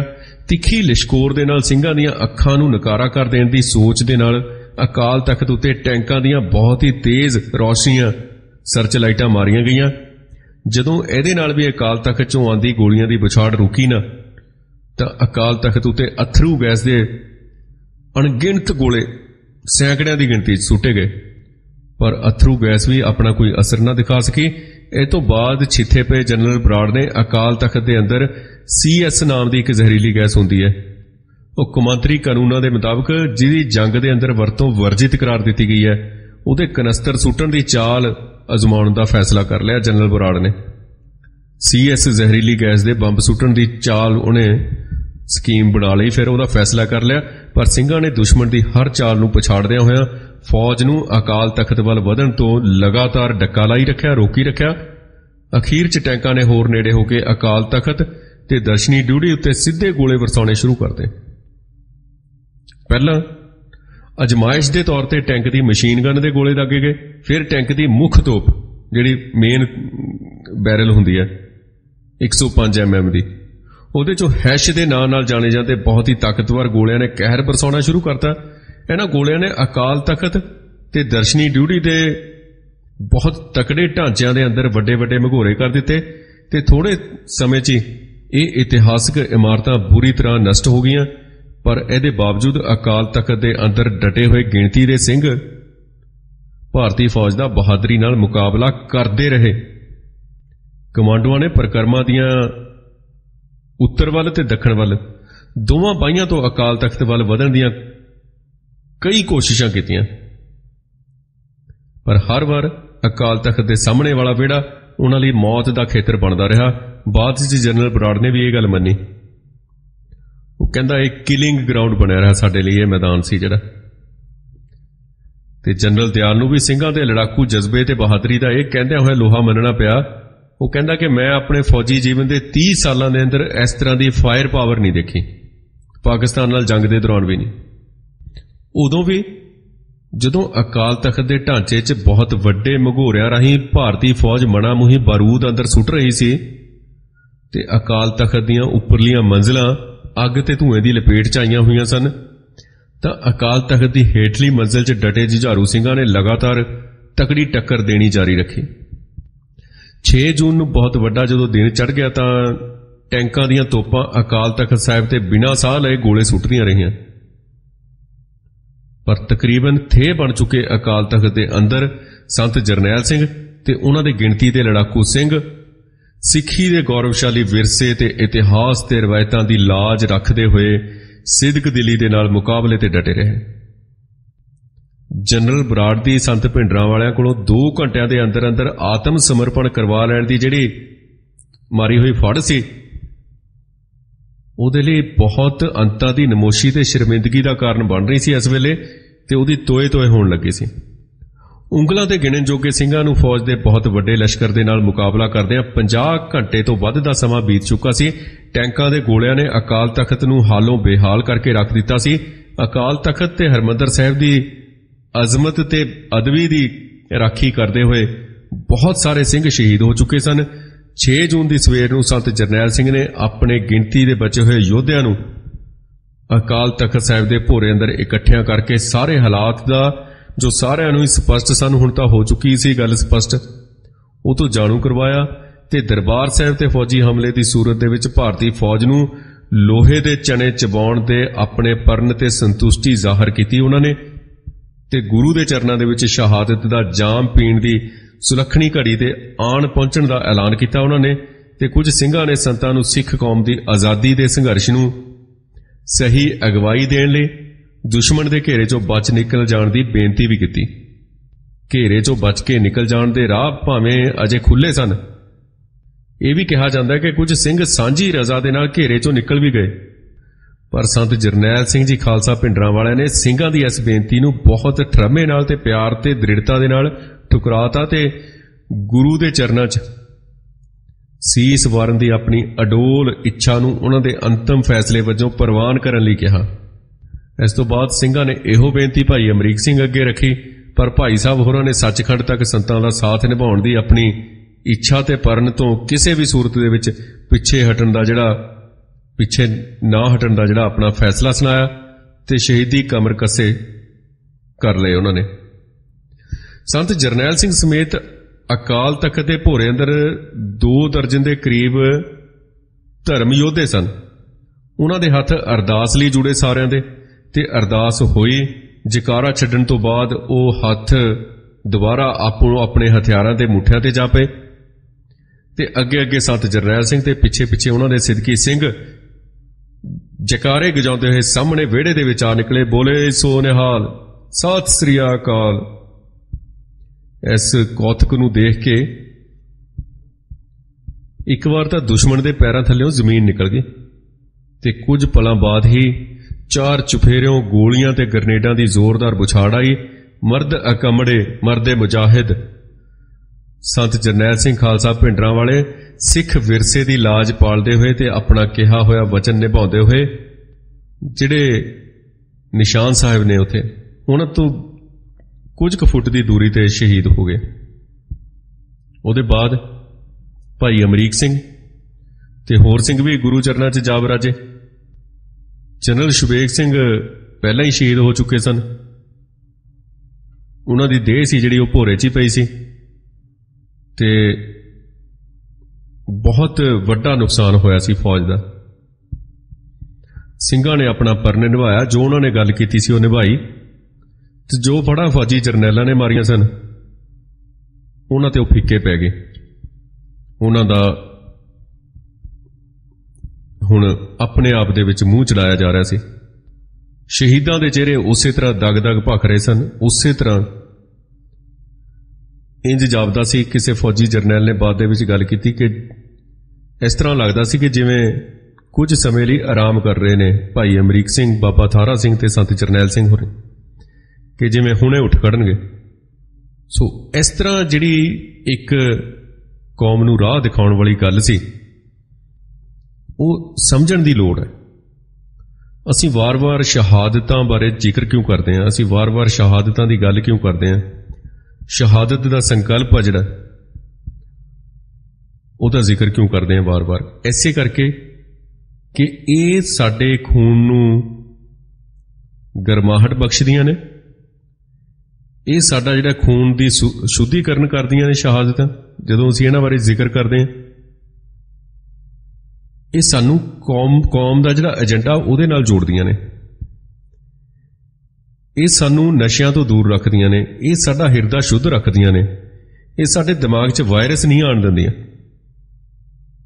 ਸੋ ਸੰਤ ਜਰਨੈਲ ਸਿੰਘ ਜੀ ਨੇ ਜੋ ਏਜੰਡਾ ਕੌਮ ਨੂੰ ਦਿੱਤਾ, ਜੋ ਸਾਡੇ ਨੌਜਵਾਨਾਂ ਨੂੰ ਦਿੱਤਾ, ਉਹ ਏਜੰਡੇ ਦੇ ਉੱਤੇ ਪਰਦਾ ਪਾਉਣ ਦੀਆਂ ਜਿਹੜੀਆਂ ਕੋਸ਼ਿਸ਼ਾਂ ਨੇ, ਤੁਸੀਂ ਸਹੁੰ ਚੁੱਕੋ ਕਿ ਉਸ ਨੂੰ ਅਸੀਂ ਨਾਕਾਮ ਕਰਾਂਗੇ। ਤੁਸੀਂ ਸਹੁੰ ਚੁੱਕੋ ਕਿ ਅਸੀਂ ਉਹ ਕੋਸ਼ਿਸ਼ਾਂ ਨੂੰ ਕਾਮਯਾਬ ਨਹੀਂ ਹੋਣ ਦੇਣਾ। ਅਸੀਂ ਵਾਇਰਸ ਨਹੀਂ ਆਉਣ ਦੇਣਾ ਆਪਣੇ ਮਨਾਂ ਦੇ ਵਿੱਚ।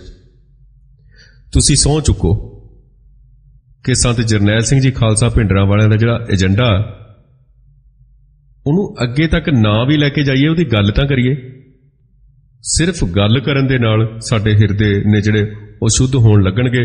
ਸਾਡੇ ਹਿਰਦਿਆਂ ਦੀ ਮੈਲ ਧੋਤੀ ਜਾਏਗੀ ਤੇ ਅਸੀਂ ਜਿਹੜਾ ਪ੍ਰਧਾਨਗੀਆਂ ਦੇ ਚੱਕਰ ਦੇ ਵਿੱਚ, ਕੁਰਸੀਆਂ ਦੇ ਚੱਕਰ ਦੇ ਵਿੱਚ, ਵਿਧਾਇਕੀਆਂ ਦੇ ਚੱਕਰ ਦੇ ਵਿੱਚ, ਟਿਕਟਾਂ ਦੇ ਚੱਕਰ ਦੇ ਵਿੱਚ, ਜਾਂ ਅਸੀਂ ਸਿਰਫ ਇੰਨਾ ਹੀ, ਕਈ ਵਾਰੀ ਤਾਂ ਇੰਨੀ ਭੁੱਖ ਹੁੰਦੀ ਹੈ ਕਿ ਫਲਾਣਾ ਬੰਦਾ ਸਾਨੂੰ ਵਾਹ-ਵਾਹ ਕਰੇ, ਬਸ ਅਸੀਂ ਉਹ ਚੱਕਰਾਂ ਚੋਂ ਨਿਕਲ ਜਾਵਾਂਗੇ। ਸ਼ਹਾਦਤ ਦਾ ਜਿਹੜਾ ਸੰਕਲਪ ਆ ਆਪਣੇ ਆਪ ਦੇ ਵਿੱਚ ਮਹਾਨ ਸੰਕਲਪ ਹੈ। ਸਿਰਫ ਦੁਨੀਆ ਦੇ ਵਿੱਚ ਸਿੱਖ ਕੌਮ ਦੇ ਵਿੱਚ ਹੈ ਸ਼ਹਾਦਤ ਦਾ ਸੰਕਲਪ। ਕਿਸੇ ਤੇ ਜ਼ੋਰ ਜ਼ਬਰ ਜ਼ੁਲਮ ਨਹੀਂ ਕਰਦੀ ਸਿੱਖ ਕੌਮ, ਕਿਸੇ ਦਾ ਨਾ ਸਹਿੰਦੀ ਹੈ। ਦਿਨ ਹੋਰ ਹੋ ਗਏ ਨੇ, ਸਮਾਂ ਬਦਲ ਚੁੱਕਾ ਸਾਰਾ। ਤੇ ਉਹ ਜਿਹੜੇ ਲੋਕ ਨੇ ਸਿੱਖੀ ਦੇ ਭੇਸ ਦੇ ਵਿੱਚ, ਉਹ ਕਾਬਜ਼ ਨੇ ਗੁਰਧਾਮਾਂ ਦੇ ਉੱਤੇ। ਮਹੰਤਾਂ ਬਾਰੇ ਸਾਨੂੰ ਸਪਸ਼ਟਤਾ ਸੀ ਕਿ ਹਿੰਦੂਵਾਦੀ ਪ੍ਰਚਲਨ ਦੇ ਵਿੱਚ, ਬ੍ਰਾਹਮਣਵਾਦੀ ਵਿਚਾਰਧਾਰਾ ਦੇ ਵਿੱਚ ਸਿੱਖੀ 'ਚ ਦਾਖਲ ਹੋਏ ਨੇ। ਪਰ ਹੁਣ ਸਿੱਖੀ ਭੇਸ ਦੇ ਵਿੱਚ ਬਹੁਤ ਸਾਰੇ ਜਿਹੜੇ ਲੋਕ ਨੇ ਜਿਨ੍ਹਾਂ ਨੂੰ ਪਾਲਿਆ ਗਿਆ, ਤਿਆਰ ਕੀਤਾ ਗਿਆ ਤਾਂ ਕਿ ਇਹਨਾਂ ਨੂੰ ਪੱਤੇ ਵਜੋਂ ਵਰਤਿਆ ਜਾ ਸਕੇ ਸਮਾਂ ਆਉਣ ਤੇ, ਤਾਂ ਉਹ ਵਰਤੇ ਜਾ ਰਹੇ ਨੇ। ਭਾਵੇਂ ਕਈ ਵਾਰ ਉਹਨਾਂ ਨੇ ਸੱਤਾ ਹਾਸਲ ਕਰ ਲਈ ਹੈ ਤੇ ਹੌਲੀ-ਹੌਲੀ ਤਰੀਕੇ ਦੇ ਨਾਲ, ਤਾਂ ਉਹਨਾਂ ਨੂੰ ਸਮਝਣ ਦੀ ਲੋੜ ਹੈ। ਉਹ ਸਾਡੇ ਸਾਹਮਣੇ ਹੈ ਸਾਰਾ ਕੁਝ। ਬਹੁਤ ਵਧੀਆ ਤਰੀਕੇ ਨਾਲ ਜਿਹੜੇ ਸਾਡੇ ਇਤਿਹਾਸਕਾਰ ਨੇ, ਉਹਨਾਂ ਨੇ ਸੰਤਾਂ ਦੀ ਸ਼ਹਾਦਤ ਬਾਰੇ ਬਿਆਨ ਕੀਤਾ। ਉਹਨਾਂ ਦਾ ਸਾਰਿਆਂ ਦਾ ਧੰਨਵਾਦੀ ਹਾਂ। ਤੁਹਾਡਾ ਸਾਰਿਆਂ ਦਾ ਧੰਨਵਾਦ ਕਰਦਾ। ਇਹ ਜਿਹੜਾ ਸਾਡਾ ਪ੍ਰੋਗਰਾਮ ਹੈ ਐਸੇ ਤਰ੍ਹਾਂ ਜਿਹੜਾ ਹੈ ਉਹ ਚੱਲਦਾ ਰਹੇਗਾ ਜਦੋਂ ਤੱਕ ਅਸੀਂ ਗੱਲ ਕਰਾਂਗੇ ਸੰਤ ਜਰਨੈਲ ਸਿੰਘ ਹੋਰਾਂ ਦੀ।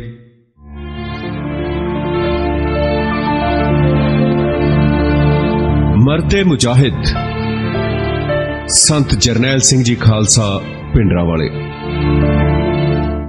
ਭਾਗ 13ਵਾਂ ਅੱਜ ਅਸੀਂ ਇੱਥੇ ਹੀ ਸਮਾਪਤ ਕਰਦੇ ਹਾਂ।